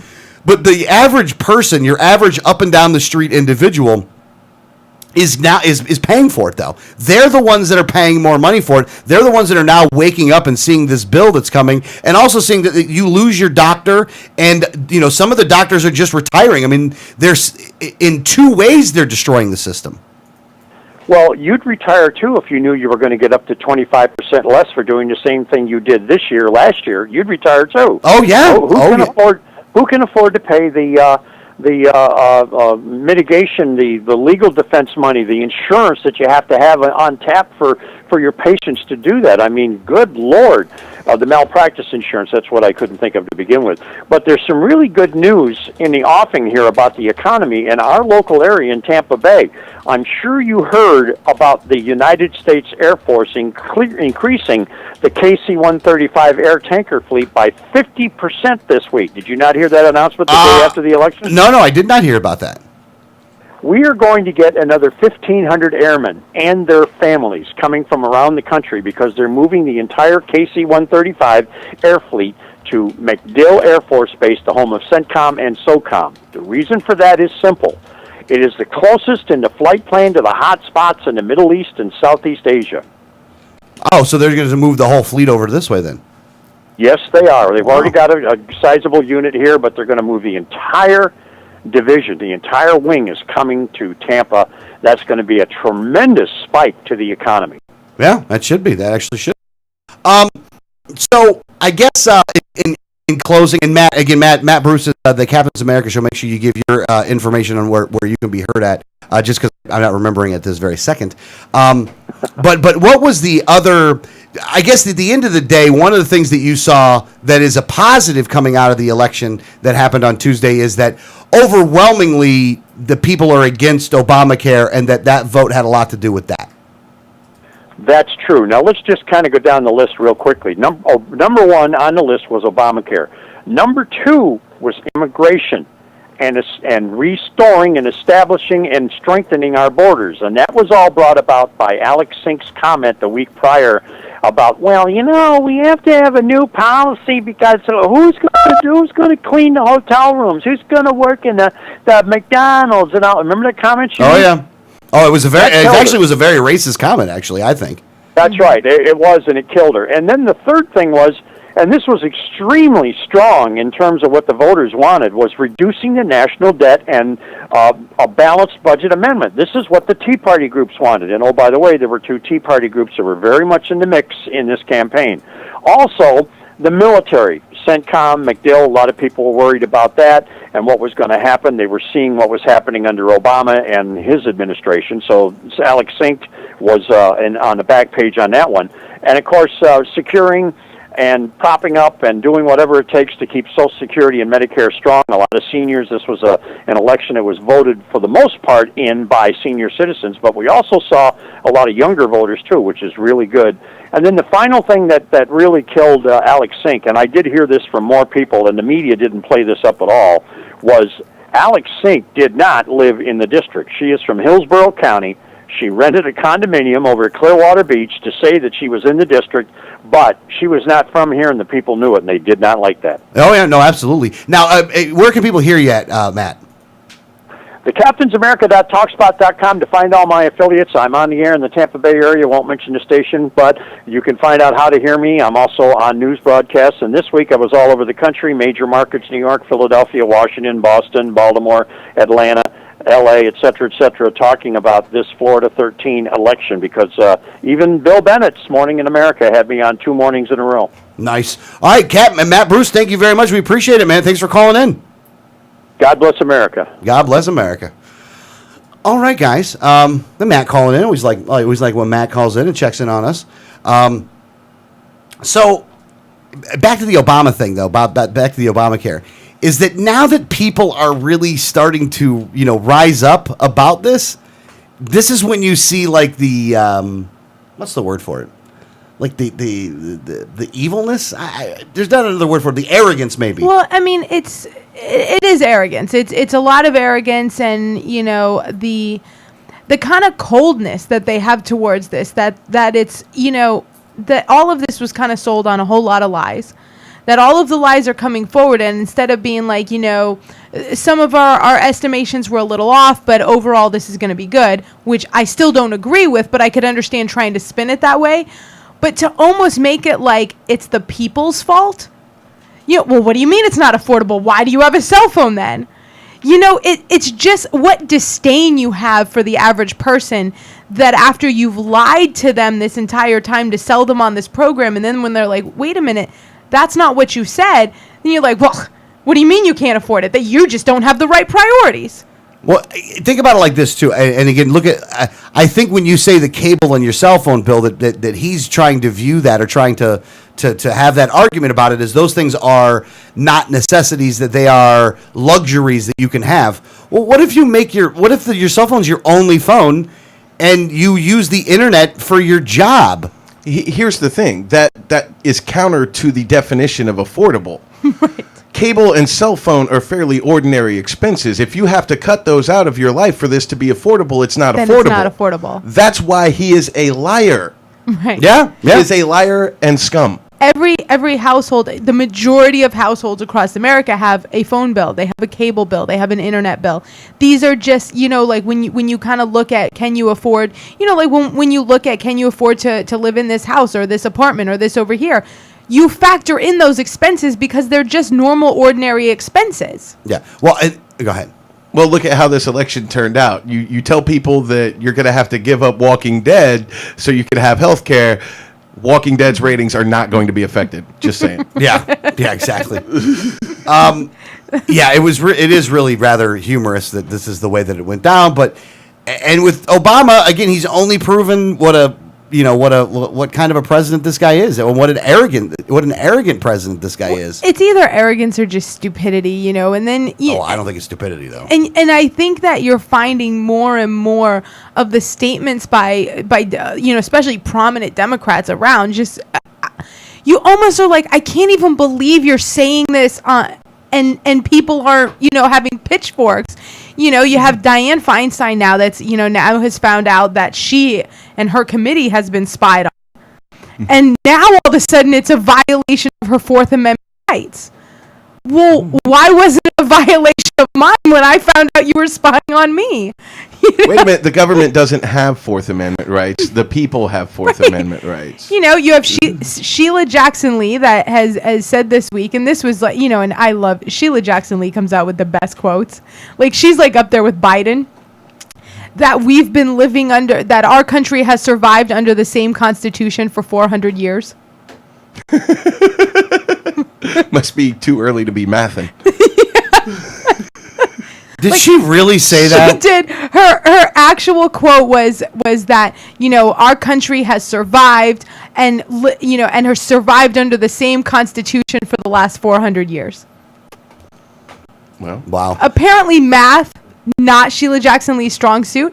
Apparently, her Yale degree from Yale. This is when you, like, someone has spent, and it could be her, it could be the taxpayers, it could be your parents, I don't know, but someone spent $60,000 a year for a Yale degree for Miss Jackson Lee, and she doesn't understand that we're not 400 years old. Yeah, hold on. So they didn't give you a class in Yale that told you how old the country was? Or you didn't take a math class to figure that 1776 and 2014 is not 400 years apart? Yeah. Her actual quote Stupid! It says, we have lasted some 400 years operating under a constitution that clearly defines what is constitutional and what is not. Awesome. See, that's like such a poor statement, because it's one thing to say, like, we've been here for 400 years. Right. But to say that we've been operating under this Constitution for 400 years is just completely wrong. Yeah, technically, it was actually written a couple years before then. It was not even ratified to 1787, which is why we're the 1787 network. That's the ratification of the Constitution. No matter what date you look at, it's not 400 years, though. Yeah. It could be worse. She could have talked about Guam flipping over because you put too many people on one side. She's getting close, though. This is the same person that asked if the Mars rover could take a picture of where Neil Armstrong planted the flag. Did she? Nuh-uh. Yeah, You've got to be kidding me. In 2011, because I started, Sheila Jackson Lee has the best quotes. So I'd actually found this on a site that had some of her other quotes. But yeah, in 2011, she asked... she was talking to, there was a congressional committee about, space exploration, and she was asking if the Mars rover has taken any pictures yet of where Neil Armstrong planted the flag.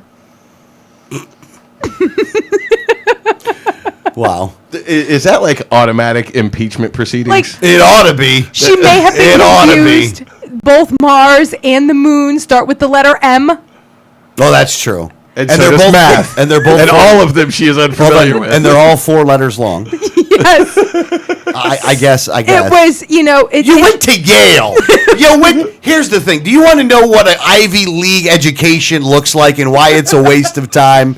You want to know one of the problems in this country? I know Mike Rowe brings it up all the time, but I want to reiterate it right now when you have the opportunity is that people think that going to college makes you smarter. Sheila Jackson Lee went to Yale. Supposedly one of the best schools out there, right? This is an Ivy League school, right? League school. She thinks that Neil Armstrong went to Mars instead of going to the moon. For one, there's a science class that you'd have heard that in. I think a history class that you'd have heard that in. There's multiple angles that you would have heard this in. Heck, aren't you old enough that you saw it on TV?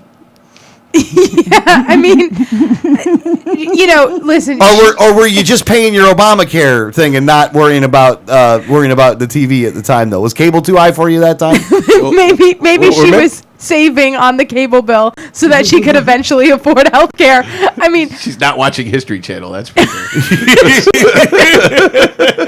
Listen, and in all fairness, George W. Bush was a graduate of not only Yale but also Harvard. I was going to make that point. He was a Harvard graduate and a Yale graduate and couldn't say the word nuclear. Nuclear. So, or America. So, I definitely think that maybe not everybody is meant for college. Maybe some people just can't grasp the concept of things like math or language skills. Or history. Not only is not everyone meant for college, but not everyone who has graduated college is smart. Is meant to hold a prestigious position in anything. Yeah, you're not kidding. I wouldn't want this woman flipping my burgers. Yeah. I would like be scared with her around the fryer. Yeah. Like the whole place is gonna burn down. Yeah, she 400 years ago. She may turn up the fryer to a little too high a temperature because apparently, she can be off by 170 something years and not even notice. But yeah, and even back to, Dianne Feinstein, who's now up in arms talking, everything that we have been saying about the NSA spying being an intrusion on our Fourth Amendment rights. When it happens to her, all of a sudden she's saying it. But then when asked, well, don't you understand that that's how the people felt? It was like, well, no, we have to do that. That's for security. Yeah. Oh, yeah. Again, there's two sets of rules. There's one set of rule for you, the peon, and there's another set of rule for me, Dianne Feinstein, and that if you want to spy on me, then how dare you want to spy on me, and I'm going to come after you with all the power in Congress and claim the Constitution and all this other stuff. But when Joe Citizen says, well, I think that same Constitution says they shouldn't be spying on me, you don't seem to care. You seem to think that we're the ones that are the crazy ones, right? Well, and Debbie Wasserman Schultz, we've been talking about the District 13 race. Debbie Wasserman Schultz actually said that that the election going to the Republican was a mandate on Obamacare because the Democrat didn't lose by more points. That Obamacare was something the people wanted because the Republican who didn't want it won by only 2 points. But more people didn't vote than voted for both of them. Right. Yeah, exactly. Not only that, Debbie Wasserman Schultz. You also said that, it was the special interest that played the role here that got David Jolly the election. The Democrats outspent the Republicans in this one. By a large number. 3-1? Yeah, by a large number. And not quite 3, but it was more than 2.5. More than, about 2.5 to 1. And let's put this into perspective. What was spent between both of the major party campaigns and the PACs was $12.3 million. For a special election, mind you. For a special election and a short election, that is for all these people that say, well, we need to rein in our budgets. You know what? Let's start with some campaign finance because $12.3 million it was over $60 a vote. For 6 months. To hold a seat for 6 months, they will spend $12 million. And you know what? They're going to spend probably twice that for the November election. Yep. Yeah, we'll see. I don't think you're going to see that, but you might, though. At any rate, let's take a break. The website is 1787network.com. If you'd like to call the program, the number is 1-800-525-4032. You're listening to Liberty Underground.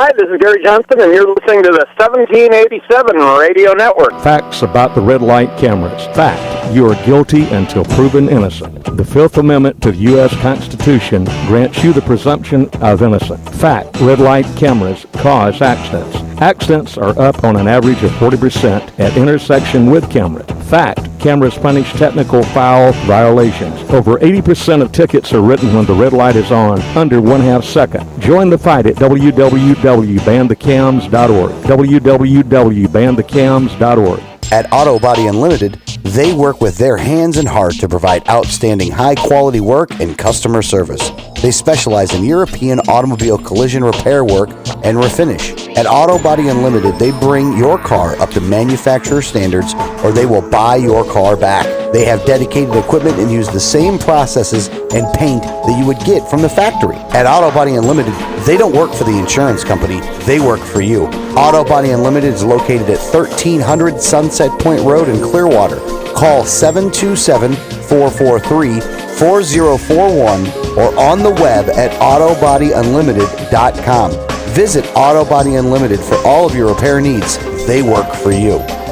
If you received a ticket in Florida, contact Oropesa Law Offices, 800-774-9883 or tacklemyticket.com. Attorney Oropesa understands the stress associated with being charged with a traffic ticket. In many non-criminal ticket cases, there may be no court appearance, no points, and no traffic school. Attorney Oropesa handles criminal violations, DUI, and license suspension matters. Don't face these serious legal matters alone. Initial consultation is free. Call now and you will be advised about any potential defense, constitutional rights violations, the possibility of having your driving privileges restored, or preventing a suspension from going into effect. If you've been classified as a habitual traffic offender, have a driver's license suspension matter, or a pending DUI case, call Oropesa Law Offices now so you can be advised about your particular case. Call 1-800-774-9883 24 hours a day, 7 days a week, or visit tacklemyticket.com. Main office in Pinellas County and serving all of the Tampa Bay area.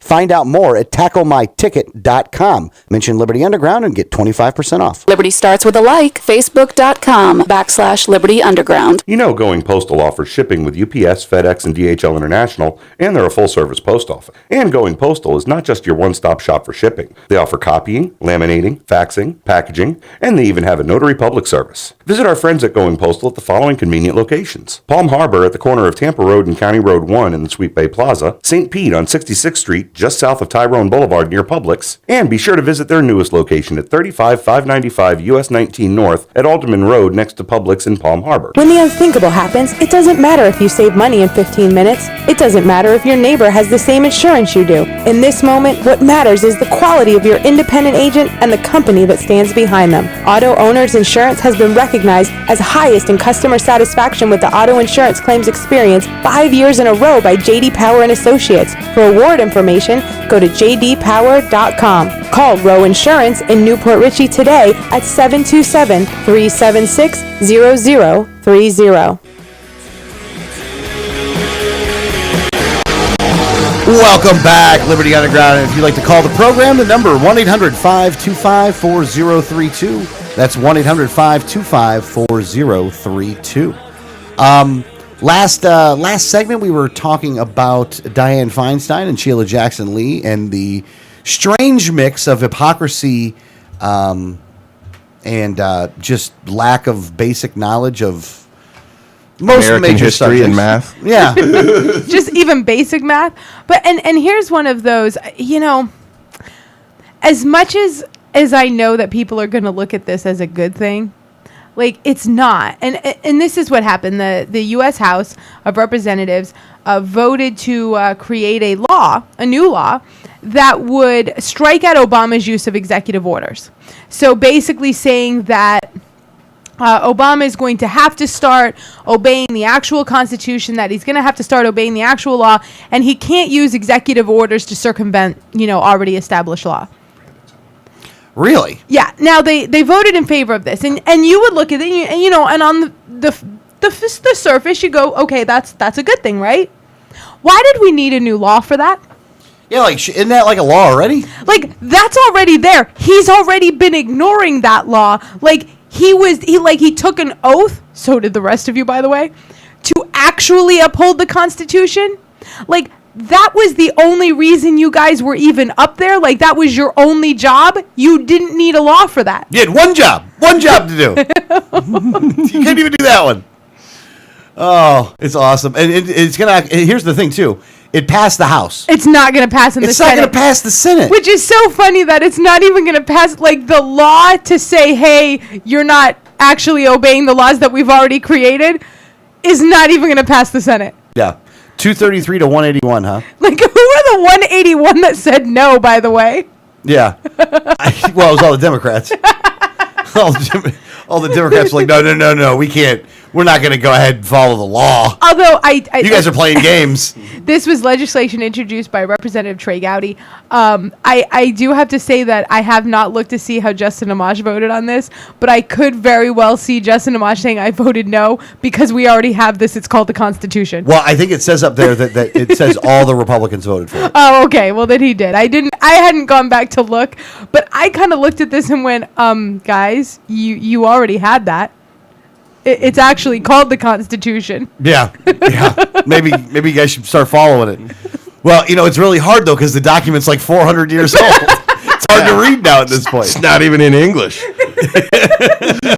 It's not even in American. Maybe we should make candidates take the citizenship test before they can get on the ballot. I would actually like that. I think a candidate should have to at least take that, a test to say that you have a small proficiency in anything. Yeah, if you can't pass the citizenship test, the test that you make other people pass before they can even come and live in this country. Vote. Yeah, if they have to pass this test to vote for you, you have to pass this test for us to vote for you. Yeah, I mean, I don't like having poll taxes or a test so that, comprehension test so that people can vote. But I think that having a small test so that people can run for office, I don't find that to be a problem. Yeah, not at all. But on the line with us right now, a good friend of the program also, Brandon Jones from the Global Dispatch. Brandon, how are you doing? I'm doing very well. How is everyone? We're not so bad, all things considered, I guess. Where would you like to start? What was your take off of what happened in District 13 in the District 13 race on Tuesday? The Republicans are in a lot more trouble than they ever realized, and that may be the kind of thing where everybody's scratching their head a little bit, but bear with me. Bill Young has only received less than 60% of the vote one time, and that was back in 1992 with 56.6%. Twice independent candidates pulled 10 and 13% respectively, Young getting 75. So the fact that Jolly squeaks by a little 2%, in fact, it's a turnout, it's about 10 to 12% less than the last two midterms election, just kind of shows you have a very angry populace who doesn't care about either one of these candidates, who voted along party lines, and a horrible turnout, and definitely not Bill Young. David Jolly is not Bill Young, and he's extremely vulnerable, and the Democrats smell the blood in the water. Oh, so you do think that they're going to try to find another Democrat to challenge Jolly in November? Why not? You lost by only 8,000 votes or whatever. I mean, you're within striking distance of a few more hate campaigns, so why not? A few more hate campaigns. Okay, all right. No, I do take a different view of that because I don't think that they're. I thought they would. I could always get a rental house in Pinellas County. I can run. That would put me in a weird position. I actually would vote for you. Yeah, I'd have to move down to do that. We're all going to get residences down. We're all going to move to Greg's house. That's what we're going to do. I actually like you, Brandon. That would be an improvement. I don't think that they would do that. That doesn't seem to be their way. I wouldn't let them run hate campaigns, so they would probably not allow me in the club. Oh, yep, there you go. True. There you go. Now, what else was going on this week that really kind of stuck out for you, other than the race? Well, the biggest story right now is obviously the Zuckerberg comments and calling out the Obama administration and the NSA. And his quote is, "The internet is our shared space. It helps us connect. It spreads opportunity. It enables us to learn. It gives us a voice. It makes us stronger and safer together. This is why I am so confused and frustrated by the reported reports of the behavior of the U.S. government. When our engineers work tirelessly to improve security, we imagine we're protecting against criminals, not our own government." So needless to say, even Zuckerberg's like, really starting to turn now on the administration when it comes to the NSA. And again, I think as we've talked about on this show many times, people are ignorant to how much information they're taking and the fact that there's any opportunity to safeguard yourself. They're taking anything and everything that is electronic. That's it. If you have emails that you've written but hit delete but didn't send, it's still electronically out there somewhere, and they get every single file, every single company. Yeah, and they're getting all of it, and it is. Well, we talked about it before you came on, but we talked about Dianne Feinstein and her comments and how she wasn't upset when they were just doing it to regular Americans, but now that they're doing it to her, all of a sudden she gets offended. Yeah, it's extremely hypocritical, and it's like it just shows how naive she is and how ignorant she is of the program. Same thing could be said if you remember back last year when Michelle Bachmann made a similar comments and then followed it up with an interview where someone asked her about it, and she just doesn't understand what the program is. They don't really understand how big this animal is, and if it's a Republican, they didn't want to say anything when Bush started the program, and now the Democrats are in power, so they don't want to say anything because their guy's in power. And the sad thing is the program is already in place, and there's enough movement now that I can't really imagine anyone having the power and the authority to unravel it all.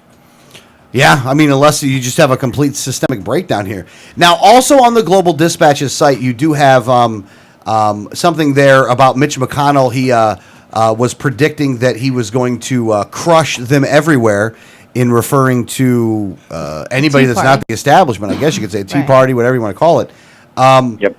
And he's been backing off of that, where he's trying to blame just the Senate Conservatives Fund on that. But what was your take on Rand Paul's favorite senator, Mitch McConnell?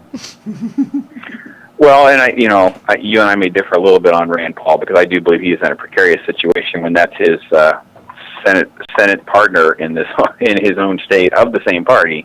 But Mitch is double downing on his attacks on organizations like Freedom Works, the Senate Conservative Fund, things like that.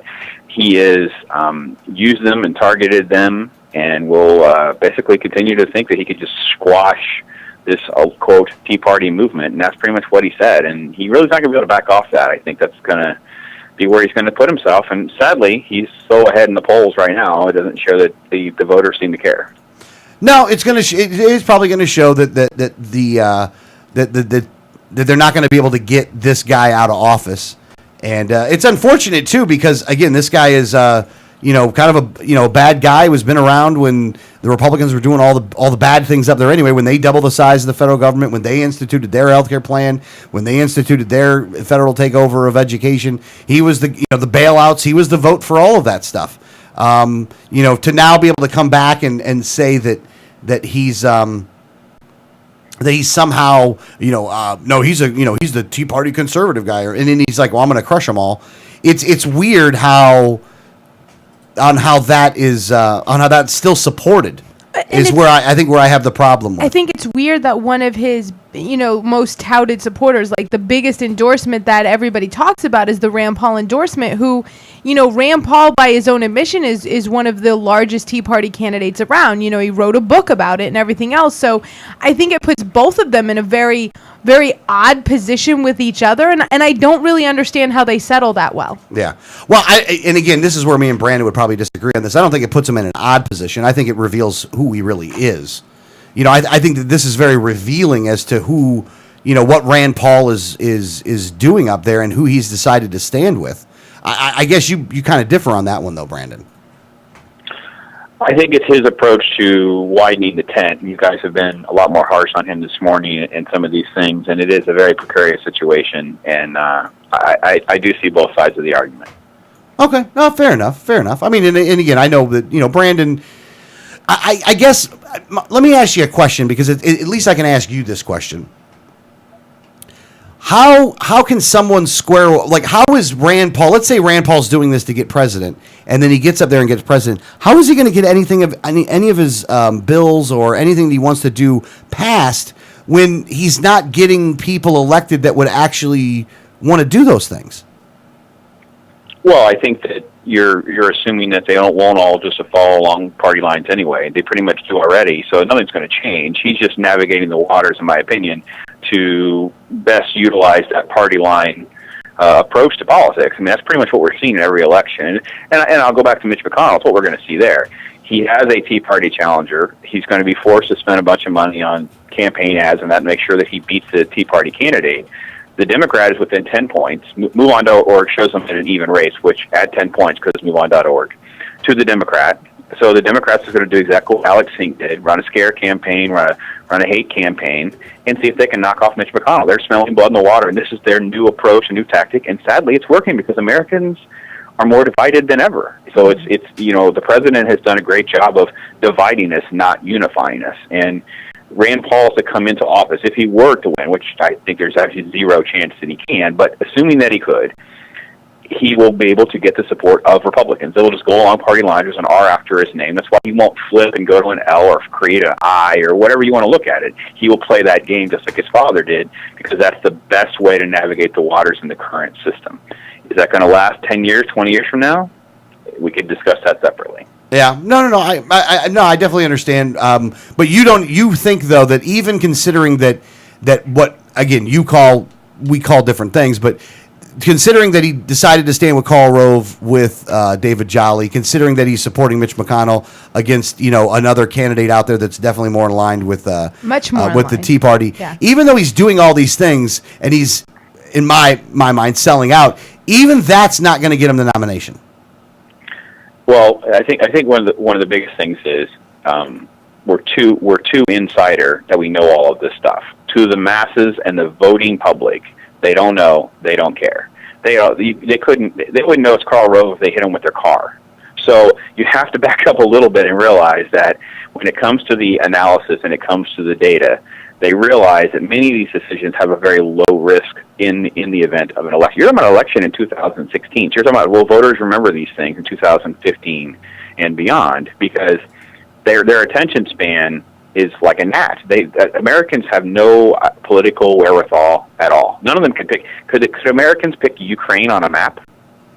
Yeah, no, that's a good point. By the way, that's a good point. I mean, so I think that is sadly where we are. And I'm not trying to totally side with Rand Paul here. I'm just trying to explain what I see and how I've observed it unfold, especially over the last 6 years. I got you. No. And again, I would much rather have an honest conversation with you on this than with anyone else, because I think that you will look at it in a more maybe objective way. I guess you could say that. But at the same time, it doesn't mean you have to like it. Well, right? No, absolutely. I can be objective and I can tell you what's really going on, but it doesn't mean I even have to like it. It is because that's what's really going on. Yeah. No. I got you. What else is going on out there that is that's something that you wanted to bring up? A fascinating story that you will not see. Probably it touched me. I assume they're racing to bury the story, and that is the fact that 4 of the biggest tech companies, this is Apple, Cisco, Google, and Microsoft, they hold $124 billion of the U.S. debt in offshore accounts. So therefore, they avoid paying the maximum corporate tax rates. So it's a win-win for both sides. It's a win-win for the government because they got all this free money, and then it's also because we're paying interest on all this. So everyone has to understand that we're paying billions of dollars in interest to American companies that they're holding in offshore accounts so they can loan it back to us. The idea of the magnitude of these 4 companies and what they represent, the debt that they hold is larger than the debt that's held by Norway, Singapore, and India. That's a shocking number. Wow. Yeah. Is this an exclusive from you guys? No, we got Business Insider that, there's links to it there. You can see the reports for yourself. It is a fascinating report that they dug up, you just got to be able to try to find the right sources to dig through the right reports, and this information's out there, and it's just one of those things where it's put together well, and it's circulating overseas in a couple of locations, and man, it's right in our own backyard, but it will not make front page news in America. Guarantee that. Oh, that's sad, by the way, too, because this is a smoking gun right here. Yeah, it really does show the win-win, and I love when people talk about the phones and technology and whatever. Apple, Google, and Microsoft. Okay, tell me how you're going to live without having one of those 3 in your life. Mm-hmm. They control nearly everything. So it goes to show how beholden that relationship is between the government and these 3 companies. And Cisco Systems as well, which is more like interface software and things like that. I got you. Wow, man. Yeah. The website, by the way, theglobaldispatch.com is where you can find that article at. Now, what else is going on out there, Brandon? I saw that on the front page on there, you did talk about the Mark Zuckerberg thing. You also bring up Snowden again. Now, one of the things that seems to be that he is staying in the news. He is still putting stuff out. I mean, it's not like he's now starting to put stuff out himself, right? Well, he and Greenwald have done a great job of kind of the PR and marketing of this, of like not releasing everything. That was kind of the downfall, if you remember the WikiLeaks movie and Fifth Estate, was, he went all in. He got all these documents, he didn't read them, and when Julian Assange released them all, it really put him in a precarious situation because he was really doing a lot of things improperly, in my opinion. Right. And what Snowden and Greenwald have done is they constantly just keep throwing things out there, making themselves newsworthy, making it conversational. And what they've done is they reached out to the tech convention that's in Austin, Texas this week. They did a Skype from Russia, and he basically told them, listen, you guys better figure it out. You're the innovators in the room. If you want to figure out how to stop the NSA because they're spying on you 2 ways to Sunday, you better figure it out in this room because you're the best geniuses to do it. Was he well received? I'm sorry? Was he well received? Yes, very well received. Okay, that's good. And they are going about it the right way, though. I mean, I guess, by not doing what Assange did and putting its stuff out. The other thing that happens is that I think it leaves the government guessing as to what they can try to say to get away with and not, because these guys are the ones that are holding the answers for it. They don't know what they're going to come out with. Yeah, and if they lie, then they come out and say, oh, by the way, they were lying right there. Yeah. And this is why they've increased it. You saw the new report that the last 7 days of we're going to monitor the federal employees. So they're adding all this new software, all this new infrastructure to basically prevent this from happening. It's everything we can do to stop federal employees from leaking information, whistleblowing on things that are improper, getting documents that are showing ill review. It's just the IRS news broke. There's more IRS news that came out this week. More evidence came. The Thomas More Society came forward with more documents that they physically now are representing conservative groups and religious groups of how they're being. So anything the federal government can do is to stifle people from being able to reveal that truth. Yeah. It's funny is that the reaction from the government to the bad things that they're doing is not to actually fix the bad things that they're doing, is to be able to control the employees that are finding this out, that have a sudden question of conscience, to say, well, we're going to make sure you can't tell anybody else that stuff. Yeah, it's let's hide it better. Yeah, we got to do. We as a government have to get a lot better at hiding the information so you, the American people, don't know. But you can't hide anything from us. Yeah, that's exactly what's happening. The level of accountability we are holding them to only makes them better liars. Yes. It's unfortunate, absolutely, though. What else is going on out there? The Palestinians in Gaza fired more missiles at Israel. Of course, Israel retaliated, and they're blowing up schools and mosques today because that's where they fire missiles from. So enjoy the Middle East fire. Today's another day. You know what, Brandon? Do you know anything about the Malaysian jet that went down? Nobody. It's day 7, and we still don't know anything. The Chinese have been the last ones to sort of have a lead on this, and there has been like a seismic reaction, and they're thinking that this might be, because it coincides a little bit where the last satellite reading was of where the plane is, or was. But they have no idea where this plane is. I mean, it's like 70 miles, so it's this huge, vast area of the ocean, and they just don't know. And they keep finding debris and different things, and it always turns out to not be a piece of the plane. Yeah, like how many other things have they found now that they didn't know they were missing? Yeah. Probably about 4 or 5. There's been about 4 or 5 real serious leads that turned out to be something else. Probably a sunken ship from years ago, or maybe it's another disaster, a plane crash or something like that happened years ago, and things like that. These things wash up on shore all the time. We get a report pretty much about every other month about something that washes up from the tsunami. Just wash up on shore somewhere. So this stuff happens for years. Now, it's my understanding that they did find Jimmy Hoffa out there, but they're keeping that under wraps to avoid any retribution from the Teamsters? I believe he's part of the foundation at Giant Stadium. Oh, okay. We're going with that one. Then. Yeah, I mean, I kind of have been, I've been following it, but not really. I mean, it kind of looks like everybody has some data and then says, well, their data is wrong. It's my data that's right. And, so there's been a lot of like this going back and forth where now we have American investigators saying, no, we have them over here flying for at least 4 hours. China says, well, we have this over here and they're over here. You've got a lot of people in the water on both sides of the peninsula now going, I don't even know what we're looking for anymore. Yeah. I mean, it just seems like a plane has vanished and everybody says that other person is wrong. And you have a whole bunch of very frustrated search and rescue people going, I don't even know where I'm supposed to be looking anymore. Yeah. Brandon, one thing I did want to talk about, and we only got a couple minutes left, but the one thing I did want to bring up to you was, and we talk about TV shows, so the one show that I do watch frequently is Revolution. Have you seen it did you see this last week? Did you catch up?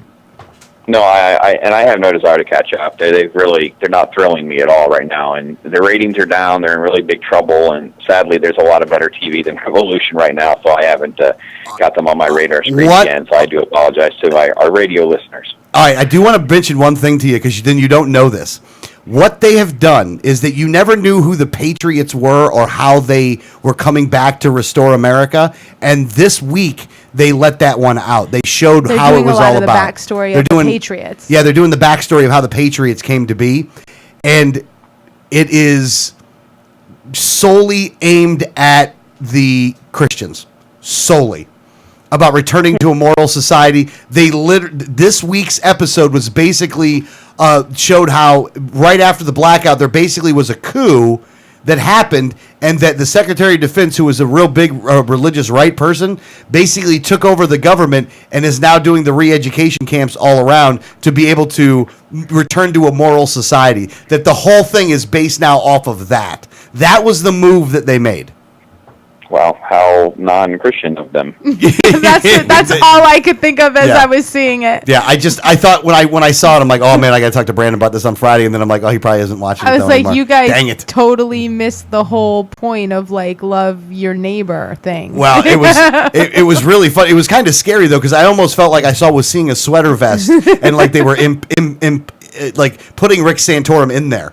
It was almost like they were trying to. They were channeling Rick Santorum. Well, you know what? Because a lot of the guys wear sweater vests, by the way. Yeah, they were. I do think a couple of those guys actually wasn't one of the main military guys part of the Patriots that kind of looks like Rick Santorum a little bit? He does a little bit, actually. Yes. He does a little bit look like Rick Santorum. It's a little scary. If Rick Santorum wants to leave politics, I think he could actually do political speeches on Revolution. Oh, yeah? And no one would know the difference. No, that one actually would be good. The last thing, we only got a minute left, but CPAC. What was your take out of CPAC? I could care absolutely less. I didn't really do a lot of coverage of CPAC. We got a couple of writers that threw up some things like that. I could care absolutely less. I'm just so over sort of that, rah rah, cheer cheer, woe is me stuff, and it's the same story as it's been the last couple of years, and I really haven't cared. So sorry, folks. I'm out of the loop on that one. Nah, that's probably a good thing. I'm glad you did that. Captain America's latest is up there, and by the way, they confirmed the third movie for 2016. So I'm thrilled about that. And let me plug my interviews this week. I had 3 great folks that are from The Voice. I had a guy from True Detective, the HBO show, and Scott Elrod, who's the lead actor in Home Run. He was in Argo and Lone Survivor. So it's been a busy week for us, and just check it out on the Dispatch. All right, theglobaldispatch.com. Thanks, Brandon. And our hour is up. Hour number 3 is coming up, and it will be on the YouTube. So if you'd like to, go to 1787network.com and hit listen live. We'll see you after these messages. Or until Greg hits the button. Sorry, I had to end the call. No, okay. Well, now run to commercials. It's a good Friday. What are you going to do? All right, we'll be back. This is Liberty Underground.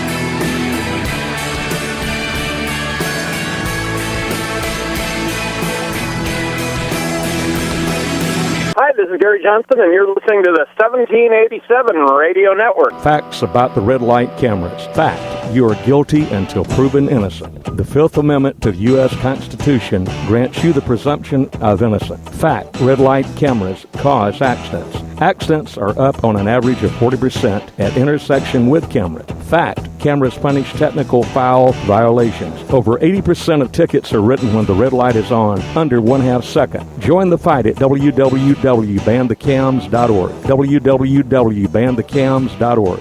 At Auto Body Unlimited, they work with their hands and heart to provide outstanding high-quality work and customer service. They specialize in European automobile collision repair work and refinish. At Auto Body Unlimited, they bring your car up to manufacturer standards, or they will buy your car back. They have dedicated equipment and use the same processes and paint that you would get from the factory. At Auto Body Unlimited, they don't work for the insurance company, they work for you. Auto Body Unlimited is located at 1300 Sunset Point Road in Clearwater. Call 727-443-4041 or on the web at autobodyunlimited.com. Visit Auto Body Unlimited for all of your repair needs. They work for you. If you received a ticket in Florida, contact Oropesa Law Offices, 800-774-9883 or tacklemyticket.com. Attorney Oropesa understands the stress associated with being charged with a traffic ticket. In many non-criminal ticket cases, there may be no court appearance, no points, and no traffic school. Attorney Oropesa handles criminal violations, DUI, and license suspension matters. Don't face these serious legal matters alone. Initial consultation is free. Call now and you will be advised about any potential defense, constitutional rights violations, the possibility of having your driving privileges restored, or preventing a suspension from going into effect. If you've been classified as a habitual traffic offender, have a driver's license suspension matter, or a pending DUI case, call Oropesa Law Offices now so you can be advised about your particular case. Call 1-800-774-9883 24 hours a day, 7 days a week, or visit tacklemyticket.com. Main office in Pinellas County and serving all of the Tampa Bay area. Find out more at tacklemyticket.com. Mention Liberty Underground and get 25% off. Liberty starts with a like. Facebook.com/Liberty Underground. You know Going Postal offers shipping with UPS, FedEx, and DHL International, and they're a full-service post office. And Going Postal is not just your one-stop shop for shipping. They offer copying, laminating, faxing, packaging, and they even have a notary public service. Visit our friends at Going Postal at the following convenient locations: Palm Harbor at the corner of Tampa Road and County Road 1 in the Sweet Bay Plaza, St. Pete on 66th Street just south of Tyrone Boulevard near Publix, and be sure to visit their newest location at 35595 US 19 North at Alderman Road next to Publix in Palm Harbor. When the unthinkable happens, it doesn't matter if you save money in 15 minutes. It doesn't matter if your neighbor has the same insurance you do. In this moment, what matters is the quality of your independent agent and the company that stands behind them. Auto Owners Insurance has been recognized as highest in customer satisfaction with the auto insurance claims experience 5 years in a row by J.D. Power and Associates. For award information, go to jdpower.com. Call Row Insurance in Newport Richey today at 727-376-0030. Welcome back to Liberty Underground. If you'd like to call the program, the number is 1-800-525-4032. Refresh Telecom, 1-800-525-4032. Refresh Telecom, they will not send your information to the feds. And after today and all we've talked about, that really is the most important thing, isn't it? Yeah. Yeah. No, the TV was the most important thing. Brandon totally shot him down on the other revolution thing. He was like, yeah, I just don't even care anymore. Yeah, Alex was like, oh. Yeah, I guess. I kind of get... Heck, I'm still trying to get my computer back to the part where it was where I could see the articles. Well, and a lot of times in our third hour, I like to go into Florida news and things like that. But in Florida this week, it was actually yesterday, a long time ago, Governor Reuben Askew, he passed away. He was actually a governor in the 70s. He did 2 terms. He was actually very, very well liked, and I think he's the last Democrat to have held the governorship in Florida. So we've had a Republican governor ever since. Definitely disagree with his policies, but but he was a very, very well-loved governor. He was, overwhelmingly voted in as a long shot in the 70s. He ran for re-election and won in a landslide victory in re-election. So this was someone who was very well loved. He was a little more fiscally conservative in his second term. He actually, some of the regulations that he put in on business in his first term, he actually kind of backed down on. He actually deregulated a lot for small businesses, but kept very high regulations on corporations. So this was someone who a lot of his policies were putting very harsh regulations on corporations, but deregulating small business and deregulating a lot of things for the people of Florida. So he was very much on the civil liberties side, tried to deregulate as much as he could, except for when it came to things like he held very conservative views on drugs and marriage. So he was kind of like a weird animal for the Democrat Party. It was, but he was very well loved governor of Florida. Ruben Askew, he's had kind of failing health in the last several months. Even at the State of the State address, they did introduce him, but he had been newly out of the hospital. Even at that time, he had pneumonia, he had a stroke, and complications of that, he passed away yesterday. Yep. I mean, I don't. Again, this guy was the first guy that. First off, he didn't drink, smoke, or swear. Can't trust anybody that doesn't do any of those things. And he was the first one to put in the corporate income tax. He might have, showed like he was trying to do things that were, very populist, but it's because of actions of that guy in the past that have put us in the position that we're in right now by setting these things up. So I don't have any. I know that you maybe feel differently about this, but I don't. Well, I mean, I definitely don't agree with him increasing the corporate income tax. He did increase he did impose a 5% corporate income tax in a state where there was none, but he also eased consumer property and school taxes. So, while he was, he was very, and I said it from the beginning, he very highly regulated large corporations, but he also deregulated a lot of things on the people. So as much as I don't believe in him regulating the corporations, he also did a lot for people that I would agree with that we haven't seen since he's been in the governor's mansion. Yep, but yet set up a new tax structure so they could actually and for those consumer protection things and to ease the burden. Those burdens are back, so well, those burdens were put back by Republicans. Oh no, absolutely, absolutely they were, but I'm not saying that he, did these, that they weren't all put back. I'm saying that they are back, but he was the last Democrat governor, so Republicans have to take the blame for the rest. Wasn't Lawton Childs after him also a Democrat? I believe it. I thought he was a Republican. I thought I had read that he was the last Democrat in office. But I could be wrong on that. And it could be that I thought Lawton Childs was a Democrat. I thought so, too. I actually went to high school with his granddaughter. Oh, did you really? Yeah. How was she? She was cool. She was cool? Yeah. Oh, that's good. Yeah, he was. Oh, there you go. So I read an article that had him listed as the wrong thing. Journalist got something wrong? You don't say. Yeah, and I well, at least he didn't say he was elected 400 years ago. No, I didn't. I did say I believe that I read that he was. I wasn't sure on that, so I've been corrected. He was not the last one. But yeah, so I never agree with any of them from either party all the way. I agree with some of the things they did. I disagree with other things. I think I kind of go halfway on either one. So, I have to say what I agreed with him on. I did agree with the easing of he didn't increase consumer protection. He eased consumer taxes. So easing consumer taxes, property taxes, and school taxes is a good thing, and not something we generally see from Democrats. Yeah, well, I mean, the Democrats of the 70s aren't not the Democrats of today. Well, that's true. So it's not anything like that. But either way, another dead politician. Yeah, I mean, not elected, but he appointed some of the first African Americans to hold any kind of positions in the state of Florida and things like that. So the first African American Florida Supreme Court justice. There's several other heads of different departments in that were African Americans under his watch, which was a first in the 70s. So you have to give credit where credit's due. I also think I disagree with the other half of all of his policies. But at the end of the day, this is someone that, was very well loved by the public who passed away. Mm-hmm. Another dead politician. Okay.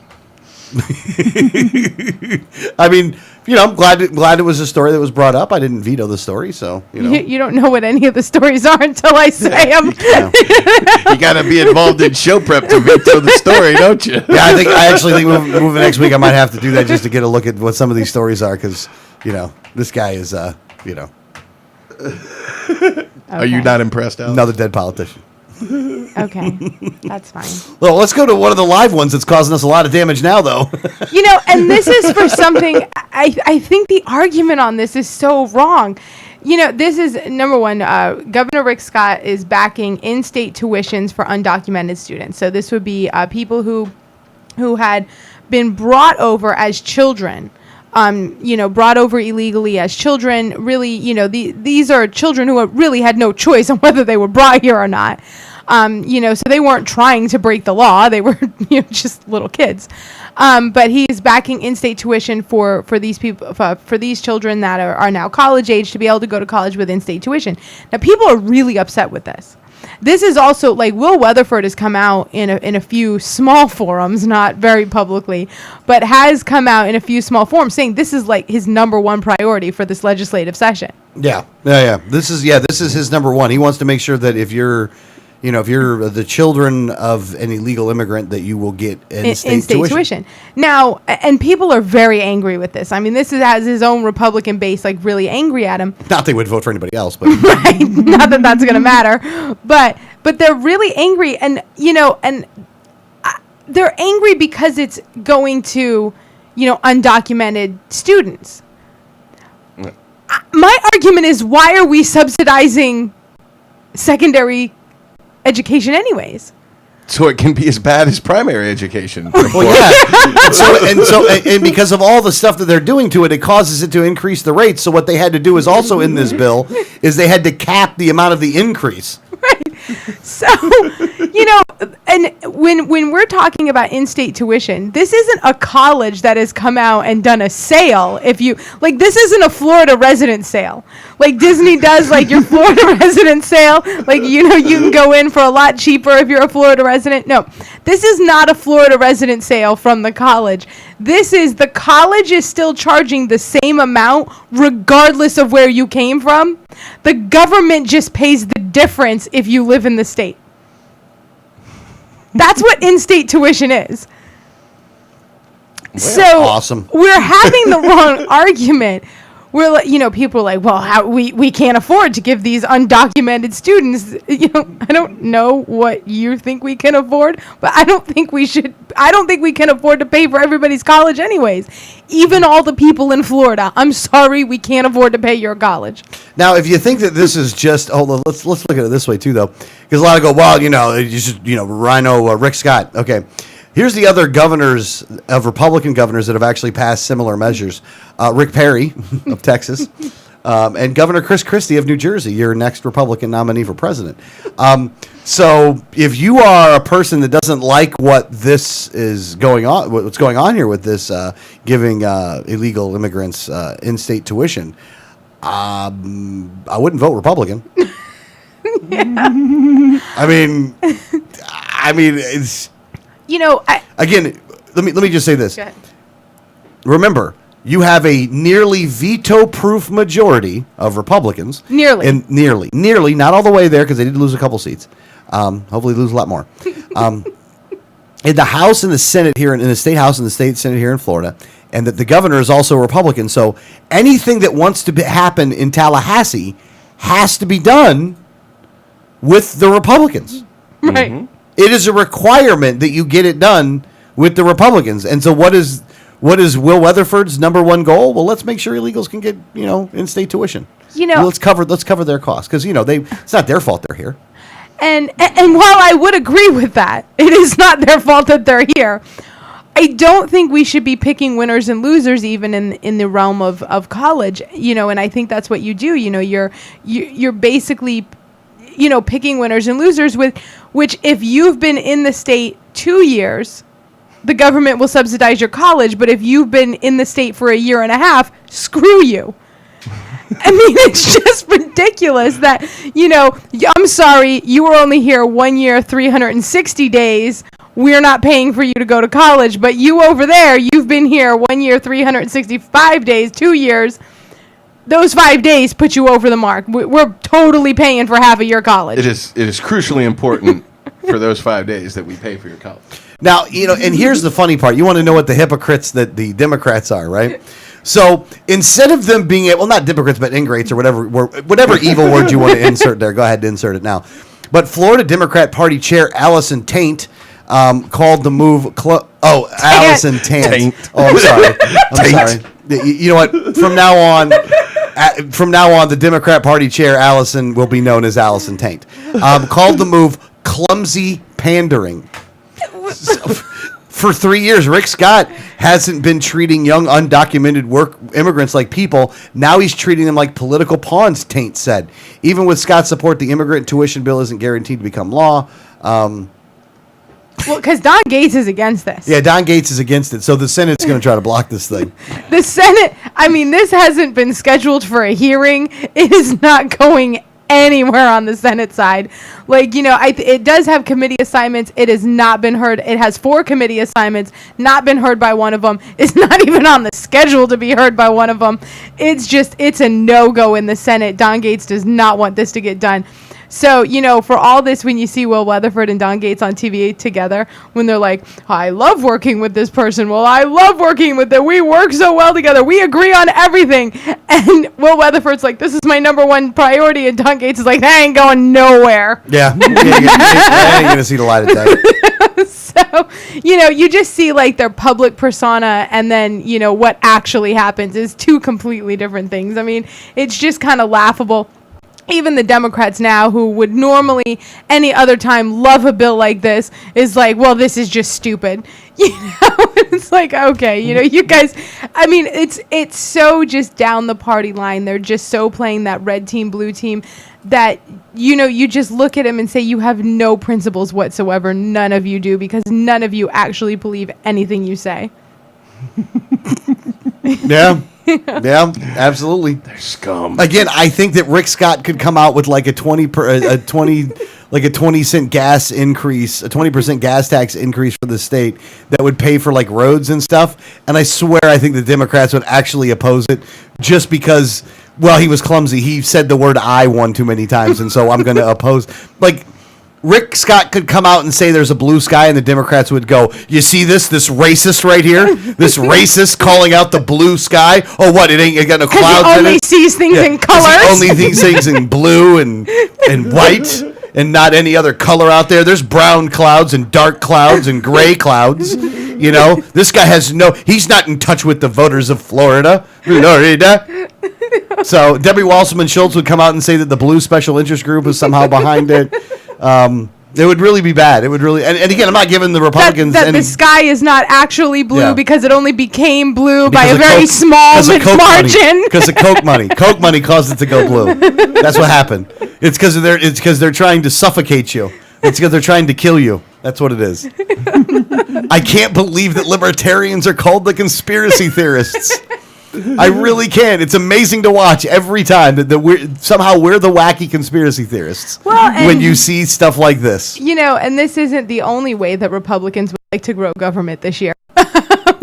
do tell. Your small government Republicans has passed a technology bill, and now the House passed this onto a floor vote and passed. Now it did pass unanimously, so even Democrats were on board. But this would create yet another government agency. But this is a government agency to oversee other government agencies, because that always makes sense. We need to have a government. Danielle, you're just such an anarchist. We have to have another layer of bureaucracy in order to properly administrate the other layers of bureaucracy. And if you don't like that, then you're a racist homophobe that wants your grandmother to die. And I don't support the military, right? Yes, and you hate America. And you hate America. And you want to kill little kids. This would be... You want to kill little kids holding a baby seal, walking a puppy. Would the baby seal be walking a puppy? Yes, the baby seal was actually it was a trick. It was a well-trained baby seal. Even though it was a baby, the baby seal learned very quickly. Just sponge of information. And you want all of those people to be beaten with a bat that says KKK on it. So, this is legislation that would be creating the Agency for State Technology. The AST. The AST. It's funny, I didn't even think of that. And this would be a new technology department that would have the power to coordinate and oversee large IT projects in state government. So this would be anything that would be under the purview of the governor's office that would be an IT project that would cost $10 million or more. So these are large IT projects, which, in all honesty, why is the governor overseeing an IT project of $10 million or more? Hold on. Like, what kind of government needs that? Like, Yeah, we saw what you did with the unemployment site, guy.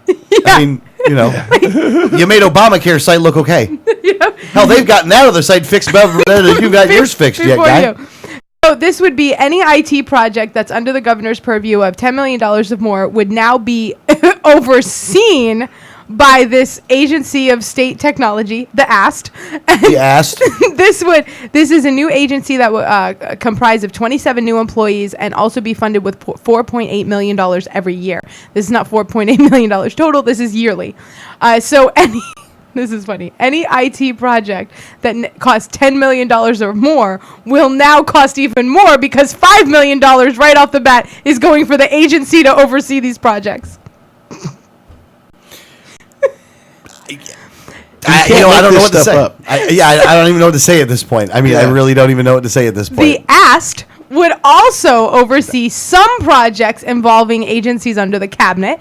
So any of the attorney general, chief financial officer, and agricultural commissioner who has an IT project of more than $25 million, then that will also be under the purview of the AST for any of its coordination and just oversight. It'll be under the AST. If you're big enough, we'll get you under the AST. If you're big enough. I'm sorry, that's just that one was too funny, man. I know, so I don't understand how anyone anywhere can say that the Republican Party in Tallahassee is actually in favor of smaller government when things like this can pass unanimously, which means every one of your Republican House representatives voted for it. All of them. Like when you go, but did mine? Yes, they did. How do you know that? Because they all did. I don't have to look it up. I don't have to look through the roll call vote. They all voted for it. Every single one of them. Not one of them said, hey, wait, maybe we shouldn't spend this $5 million. Anarchist. What's wrong with you? What's wrong with you? You just hate government. You hate America. That's what it is. So, now this has not passed in the Senate, although the Senate bill, now that the House bill had a threshold of $50 million, so that the AST wouldn't come into the equation until after $50 million. But that was brought down by an amendment to $25 million. The Senate version, I think, still has the $50 million threshold there. So that is going to be a stumbling block that they are going to have to overcome to make this into a law. But I haven't seen a real big uprising in the Senate to not pass this. You may have some dissension because normally the Senate doesn't always agree unanimously, although the House generally does pass things unanimously. This is not like when we look at all these bad things and people say, well, how did my rep vote?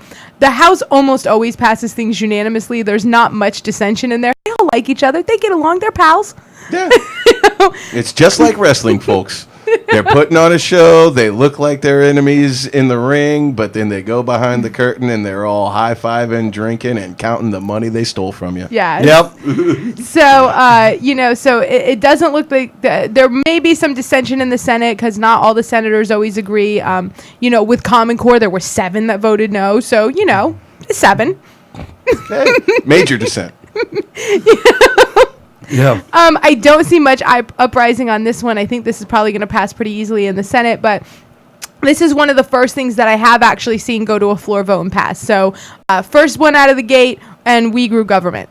Yay! Woohoo! you still with us? I'm shocked on this one, to be honest with you. I'm just shocked. Look, I don't even know what to say at this point. It's like, yeah. I mean, we told you so. Only like when I get sick of saying "we told you so."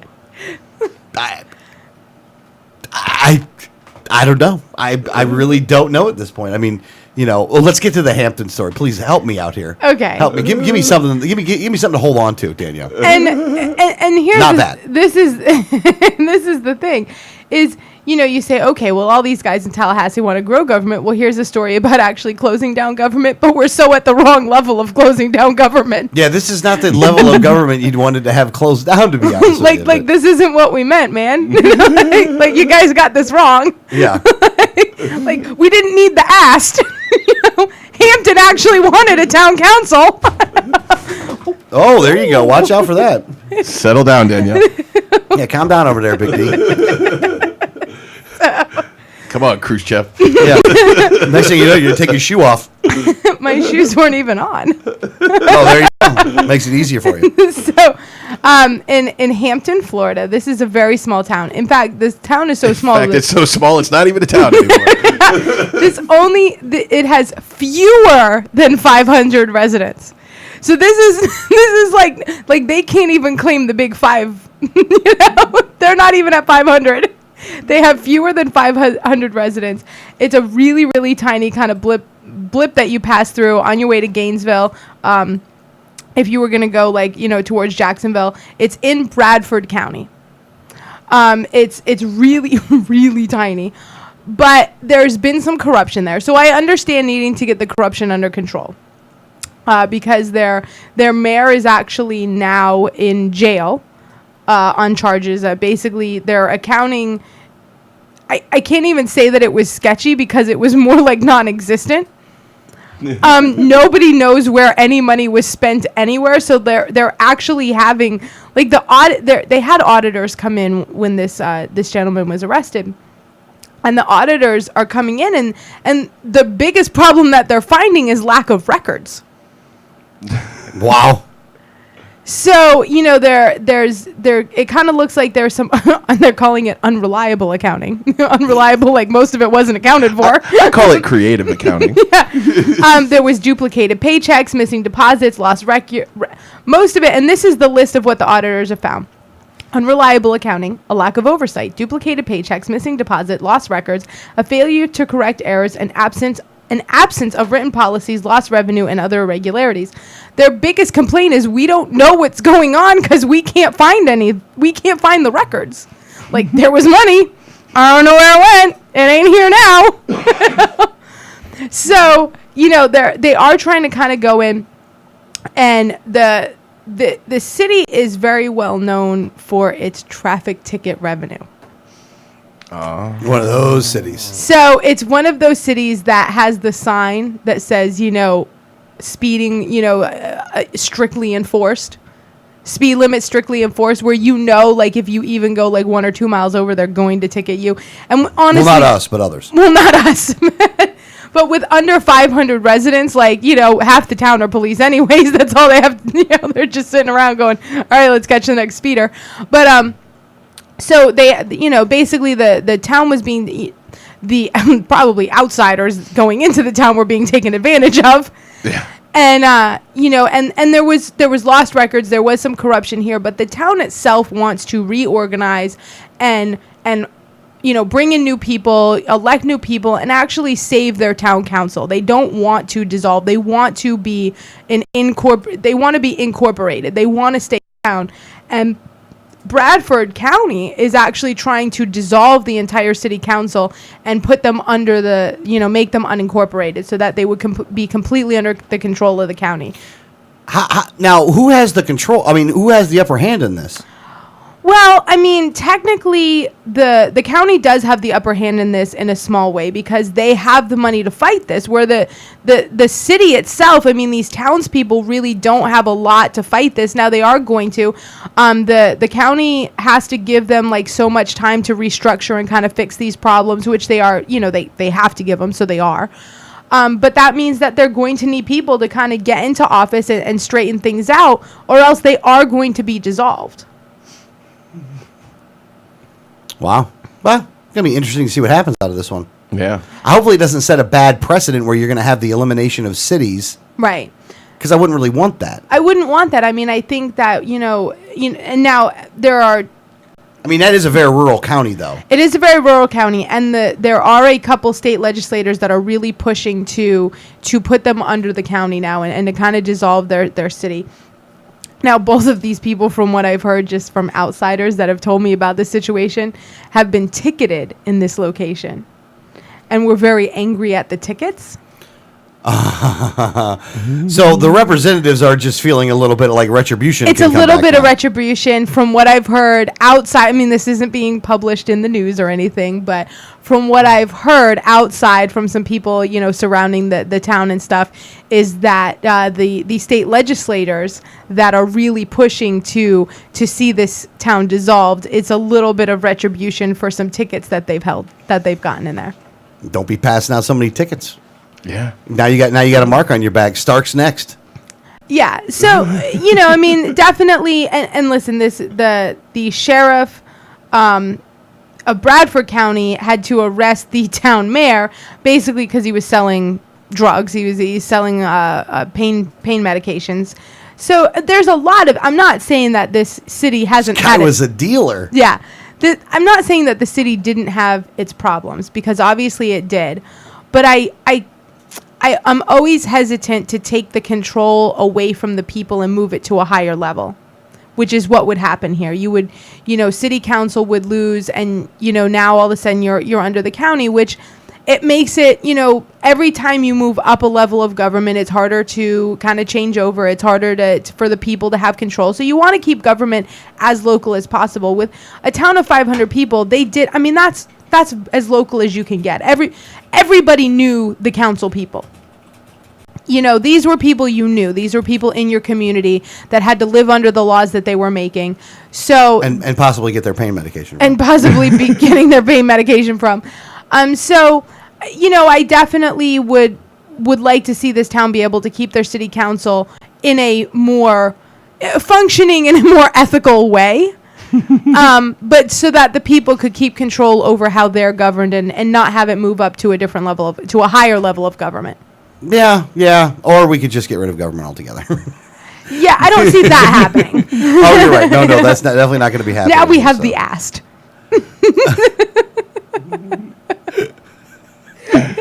Now we have the asked. And Allison Taint doesn't like that. The taint is opposed to the asked. God, I hate you people. We mentioned this before, but I just want to reiterate it again. Another reason that David Jolly won did not have nearly as much to do with David Jolly as it does that when the Democrats want to be run somebody for office, they really do try to find some of the worst people in the world to run. Yeah. Like if you were not better looking than the lobbyist in the race, and you had 3 times the money, boy, you really sucked. The only good piece of news that came out of all of this, though, I don't think you'll ever see Alex Sink run for a political office again. I hope not. I hope not. I mean, that's two really bad. Here, she lost to David Jolly and Rick Scott. I mean, that is true. There's somebody in a Democratic strategy meeting that is going, guys, hold on a second here. Rick Scott, David Jolly, she lost to them. I really don't think we should be backing her anymore. But no buts. I think we were. Rick Scott, Charlie Crist. They could start recruiting people like, I don't know, Bozo the Clown and get better results. Yeah, and I think me and Danielle were talking about this last night, and I think we need to start adopting a offensive strategy to the governor's race. Do you remember this conversation? I think so. Okay. What we're going to do is we need to do some recruiting. So we're going to do some recruiting. We're going to recruit a guy. We're going to recruit 2 people. We're recruiting 4 people total. 2 of them named Rick Crist, and 2 of them named Charlie Scott. And they're both going to run and one of them's going to run we have one run in the Republican primary. Mm-hmm. One's going to run in the Democrat primary. Right. And 2 of them are going to be MPAs. Right. Yeah, that's the way. 1 Democrat, 1 Republican, 2 MPAs. Because I don't know for sure if people will be able to tell the difference enough I think we could split up the vote For both candidates. for both the candidates by just putting, and we don't want him to run. I don't want him to do anything. Don't put any information out. Just be on the ballot. Just be on the ballot. Rick Christ, Charlie Scott. And be careful because you might actually get elected.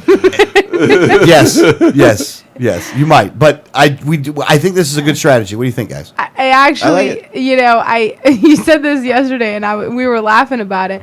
We also had another strategy after the 2014 election cycle, going into maybe 2015 or 2016, is just to have a completely fabricated candidate. Oh yeah, a make-believe candidate. And just see, Like the person doesn't actually exist. and actually see how many people we can call and say, I'm calling with the Bill Schmedley campaign. Have you turned in your absentee ballot and see how many people say, yes, that's who I voted for. Yeah. Did you vote for Bill Schmedley? I don't know the name of the person we're going to use just yet. We might use Rick Christ or Charlie Scott. We might try to do that if we want to. But it might be a good way of actually seeing just how accurate people, just how honest people are when you're on the phone with them. Yeah, because after these past couple weeks, I'm kind of thinking I was lied to a couple times. Yeah, a few. I'm thinking it might have been possible that I might have been lied to. So I'm thinking our completely fabricated candidate might actually win a phone poll. Yeah. Yeah. I really do. I really would like to find somebody named Rick Christ and Charlie Scott, though. I will totally help them. I will help them get the money to be on the ballot. Because I want those four names. I wanted Rick Scott, Charlie Christ, Rick Cross, Charlie Scott. Rick and have Christ. those names on the ballot. And I swear, I think that would be, if we did that, I think it would cut their vote in half. It would take a good percentage. I'm thinking at least 10%. And Noda. I actually like to put a person named Noda and just put them on the ballot. Noda. None of the above. Above, none of thee. Would be the person's name. Above, none of thee. Sound a little bit like Yoda on that one, but I apologize. But you know what I'm saying. Yeah. The force is strong in this one. Yeah, so I am actually, I think that it would, and once we get through the 20, and I wouldn't put a fabricated candidate in a poll in the 2014 election cycle, but I'm thinking maybe down the road it might happen. Like I may be calling your phone asking if you voted for Bill Schmedley. Yep. Or Harvey. You got to remember. You remember the names in high school that people would use, like on picture day. Phil McCracken, bend over. Yeah, Mike Hunt. Yeah. So that may be down the road. Or maybe just put 5 guys named John Smith on.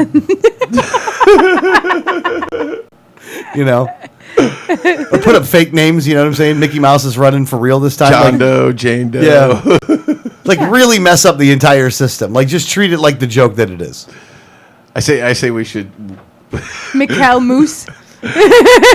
we should just get every registered voter on the ballot. And the ballot will still be shorter than last Florida election. Yeah, we had all those constitutional amendments and everything. I actually would like to put Adolf Hitler on as a Republican just to see what percentage of the vote he would get. Put Vladimir Putin and put those guys on. Put Chairman Mao on the Democrat ticket just to see. Well, wouldn't Putin be better on the Democrat ticket? No. No? No. Absolutely not. He's much better on the Republican ticket. His propensity for war would make him a better Republican that than is than a true. Democrat. Yeah. Yeah, oh, absolutely. He's about as communist as the Republicans are. I mean, which means plenty. Well, I would argue that the Democrats are way more communist than Putin is now.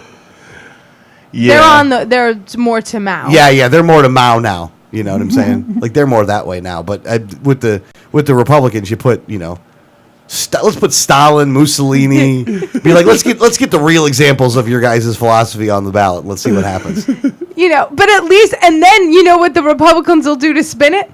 Well, we beat Mussolini. Yeah.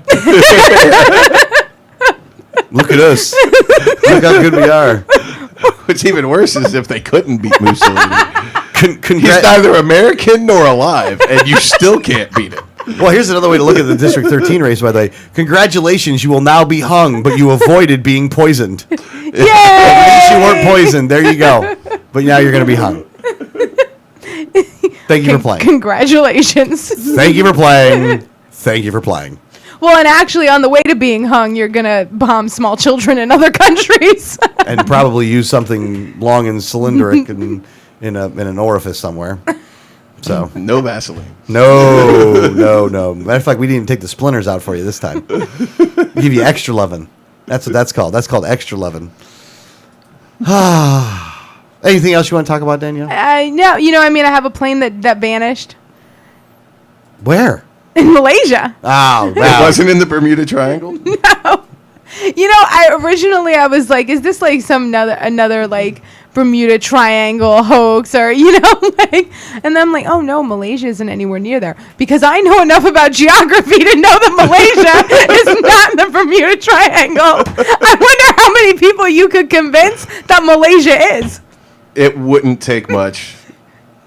Did you hear about that plane that vanished in the Bermuda Triangle off the coast of Malaysia? No, I didn't. That's amazing. I always knew that place was dangerous. They're always losing planes there. We ought to pass a law. I'm going to call my congressperson right now and complain about this. I'm going to write them a very strongly worded letter. Someone's got to do something. Yes. Clearly, the FAA doesn't have enough power yet. Yes. They need an ass too. For any of the projects that are over the Bermuda Triangle. The BAST. They need the BAST. The BAST. The BAST. The Bermuda, whatever the rest of it was called. When we were talking about Rand Paul and Ted Cruz earlier today, there is a little dissension between the two. Ted Cruz, and we've talked about this a lot, Ted Cruz is not very non-interventionist when it comes to foreign policy. That's one way of saying it. And he kind of made a quote and kind of tried to say that Reagan was more along the lines of him. And Rand Paul kind of penned an open letter and basically was like, don't warp the Reagan administration's foreign policy. And it wasn't, he didn't call out Ted Cruz by name, but it was very much, kind of slap in the face to Ted Cruz and what he had said previously. Yeah. Well, two neocons going at it, man, Fighting over a clueless president? Yeah. Fighting over who's going to have the first scraps off of Karl Rove's table. Okay. One way of looking at it, I guess. I guess. Well, and here's the thing, though. I mean, we know that Cruz is definitely the neocon and eligible for president, I guess, the way that the rules are set up because he was born in Canada. Well, yeah, no, definitely he would. I would think that because he was born in Canada, that would make him ineligible. But the way our citizenship works is that because he was born to an American citizen, he was a citizen even though he was born in Canada. Yeah. Just because, you're an American your parents are overseas, and that happens to be when she gives birth to you, that should not make you ineligible to be president. I don't think anyone is going to say, just because of your actual location, that you should not be eligible to be president as long as you're an American. He wasn't overseas, though. He was in Canada. And so... Well, those are pretty big lakes, dude. In other countries, they would be seas. No, they wouldn't. No, they wouldn't. They wouldn't be. Okay. It's okay, though. He was born over lakes. Over border? What? Overboard. Either way, we don't want Ted Cruz anyway. So it's not like I want him as president. I don't want him as president, and I think he's got a snowball's chance of hell of getting the actual nomination, just like Rand Paul. But yeah, they both have about the equal chance. And I think it's pretty clear by now that for all three of us, it doesn't matter who we want as president, because that ain't who we're going to get. Oh, you ain't kidding. That is not even, no joke there. That's a true story. But, I think we have a better chance of a Canadian national becoming the Republican nominee than either. Rob Ford. Yeah, totally. yeah. And I would vote for him. Would you switch parties, though, and walk doors for him? Absolutely. I would switch parties so I could vote for him in the primary. Rob Ford, huh? That's your man, huh? Absolutely. Oh, dude. Love that guy. He's great, huh? We were actually at the Lightning game last night. And it is surprising. Hold on, we were out front of We the were Lightning game, out front of holding the a Lightning. Wiley sign. Yeah. We did not see any ice whatsoever. No, not at all. No, we were at, like, when I mean like at the building where the Lightning game was happening. But we were actually outside. We were sign waving for Adrian. And Adrian was there. He's handing out cards, talking to voters and stuff. Doing a good job, by the way. He was doing great, actually. He was chasing people down. Yeah, he's stepping up his game. I like it. He really is. He's working hard for every vote. But we were out there, and all these Canadians are like, no, I'm Canadian. Now, it's 2 Florida teams playing. A Canadian sport. A Canadian sport. In Tampa. In Tampa. Like, Florida, really, man. You know, but why Florida even has 2 hockey teams is beyond me. But, you know, like, did you not like the beach? Because they all live here for 6 months. So, yeah.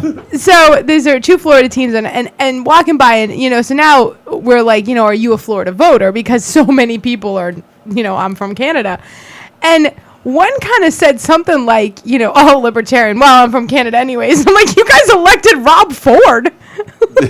Yeah. Yeah, I don't really think that having some kind of a witty comeback right now where you're trying to demean what we're doing works when Exhibit A for your country is Rob Ford. Yeah, that's the only politician in Canada anybody's talking about. Yeah. Or anyone even knows about. Listen, people in Canada only know about Rob Ford as a politician. Yeah, so at any rate, that is funny, though. It's same with the Republicans and Democrats here in the country, though. I mean, who are systematically working to try to keep libertarians off the ballot even when they can get on. Look at what's going on in Ohio. I mean, it's literally coming down to abuse at this point, where lately they've been sued 3 times, Right. and now they get him on. One of the petitioners who's doing the same thing that he's always been doing for 12 years, all of a sudden that's illegal, and so we're going to throw those petitions out, and now the libertarian doesn't get on. But John, what's that guy's name? John, I don't know. Kasich. Yeah, Kasich is his name. Kasich. But Kasich is, he's not scared. Yeah. Well, and you know, if you look, District 19 in Florida is having the special election to replace our alcoholic cokehead Trey Radel. He was just, you know what? I'm tired of everybody making fun of Trey Radel and picking on the poor guy. He had to go to Washington, D.C. and deal with Obamacare. Don't you know that the Obamacare is the gateway drug to heroin? We should outlaw Obamacare. It's a gateway drug. It is. It's a gateway drug. Danielle, you're so insensitive about this. You're just so incredibly insensitive about his legitimate problems with cocaine because of Obamacare. And alcoholism. And alcohol. Well, yeah. Actually, it was on cocaine. It wasn't really out. Well, I don't. You know what? This bit's gone on long enough. But you have one of the people vying for this position is Kurt Clausen. Kurt! Whose claim to fame is that he played for Purdue. He played basketball for Purdue, and they won, you know, the championship and all that. In the 80s. In the 80s, in like 1986. But on his website, it's got a big basketball. So, and I will say this though, dude's got a nice website. The dude has an amazing website that is completely interactive and everything on it moves. It's cool. But he is completely playing up this "I was a basketball star" from 1986. I mean, it's just like, come on, man, really? Now, he has also refused to go to any candidate forums that Lisbeth Benaquisto doesn't attend. Yeah. And he keeps talking about his, you know, well, you should elect me because I have this business sense, and you know, I made the hard decisions and turned around a large, you know, automobile manufacturing company. They made like wheels and a couple other parts for the automobile industry. And come to find out, like, one of the plants that he was seeing had huge when he was like, well, we cut costs. Yeah, you cut costs in safety because the plant blew up and someone died. Yeah, you cut the wrong costs, by the way. Yeah, and mind you, one of the things about this, the one she's talking about the forum, the debate being canceled, is that the supporters of his who were putting this on, he turned them down. Right. And their reaction to it was, then let's just not have the event. Let's cancel the like, event. There were still 3 people that were going to be there. 3 of the candidates were still going to be there.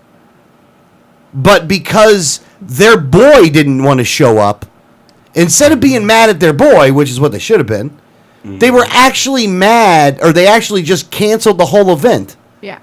in its entirety. Well, and we're finding out more and more about this Kurt Clausen and some of his dealings now, and like I said, if he wouldn't be on his website saying how he knows how to cut costs and make a viable company again, where he's got this business acumen, where he knows what, how to make the hard decisions to cut costs. He started out making a $1.2 million salary. That increased to a $12 million salary. In that time, he laid off 1,345 people and had numerous safety violations, which put most of the people at risk. He had a large amount of workman's comp injuries and a plant that blew up and someone died. That sounds like congressional material to me. Yeah. Sounds like it fit in. That's who everybody should pine around. That's who everybody should support and rally around. And if you don't like that, then you don't believe in unity. If you don't like that, if you have a problem with that, then you're the problem. Then you're just a purist because you like this ethical behavior stuff. You know what I mean? Like you want people to be ethical and to do the right thing, and he was just trying to cut costs. And look, that person would have died someday anyway. So there's no sense in being worried about something like that, like people dying. Like, how many $40,000 a year jobs can you save if you don't make $12 million? I don't know. Kurt Clausen, you're a scumbag. Congratulations. You're a scumbag. Fit right in Congress. You are going to win the primary hands down, and you will win the general election because Republicans love voting for scumbags. Because they're so afraid of the bad people. The bad people are going to do something bad to you. Nancy Pelosi and Harry Reid, and who don't have anything to do with this state, and Alex Sink. They're all the bad people, which they are the bad people, but, they're not any more or less evil than you, sons of bitches. Right. The only difference is that they don't lie. They admit they're socialists. You guys lie about it. You know what I mean? You bunch of neocon Trotskyites. Why don't you go back to Move On? You know who that one's. Oh, I know. You know who that one's aimed at. Why don't you go back to Move On, guy? That's where you came from, isn't it? Yeah. So, I just I'm looking at the next special election, the District 19 race, and I'm just like, wow, this is just a whole bunch of mess here. And and he is from all accounts one of the front runners in the kind of liberty contingent of the Republican Party down in that area. The guy who, because he knows how to cut costs. He's a cost cutter. Yeah, as he makes millions of dollars off the backs of innocent workers.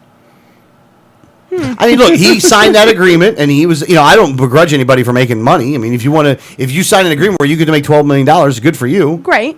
But let's tell the truth about your record there, though. Right. That's the thing. Let's tell the truth about what you did when you were there, though. Did you give capitalism a good name, A, or did you give capitalism a bad name, B, when you did what you did?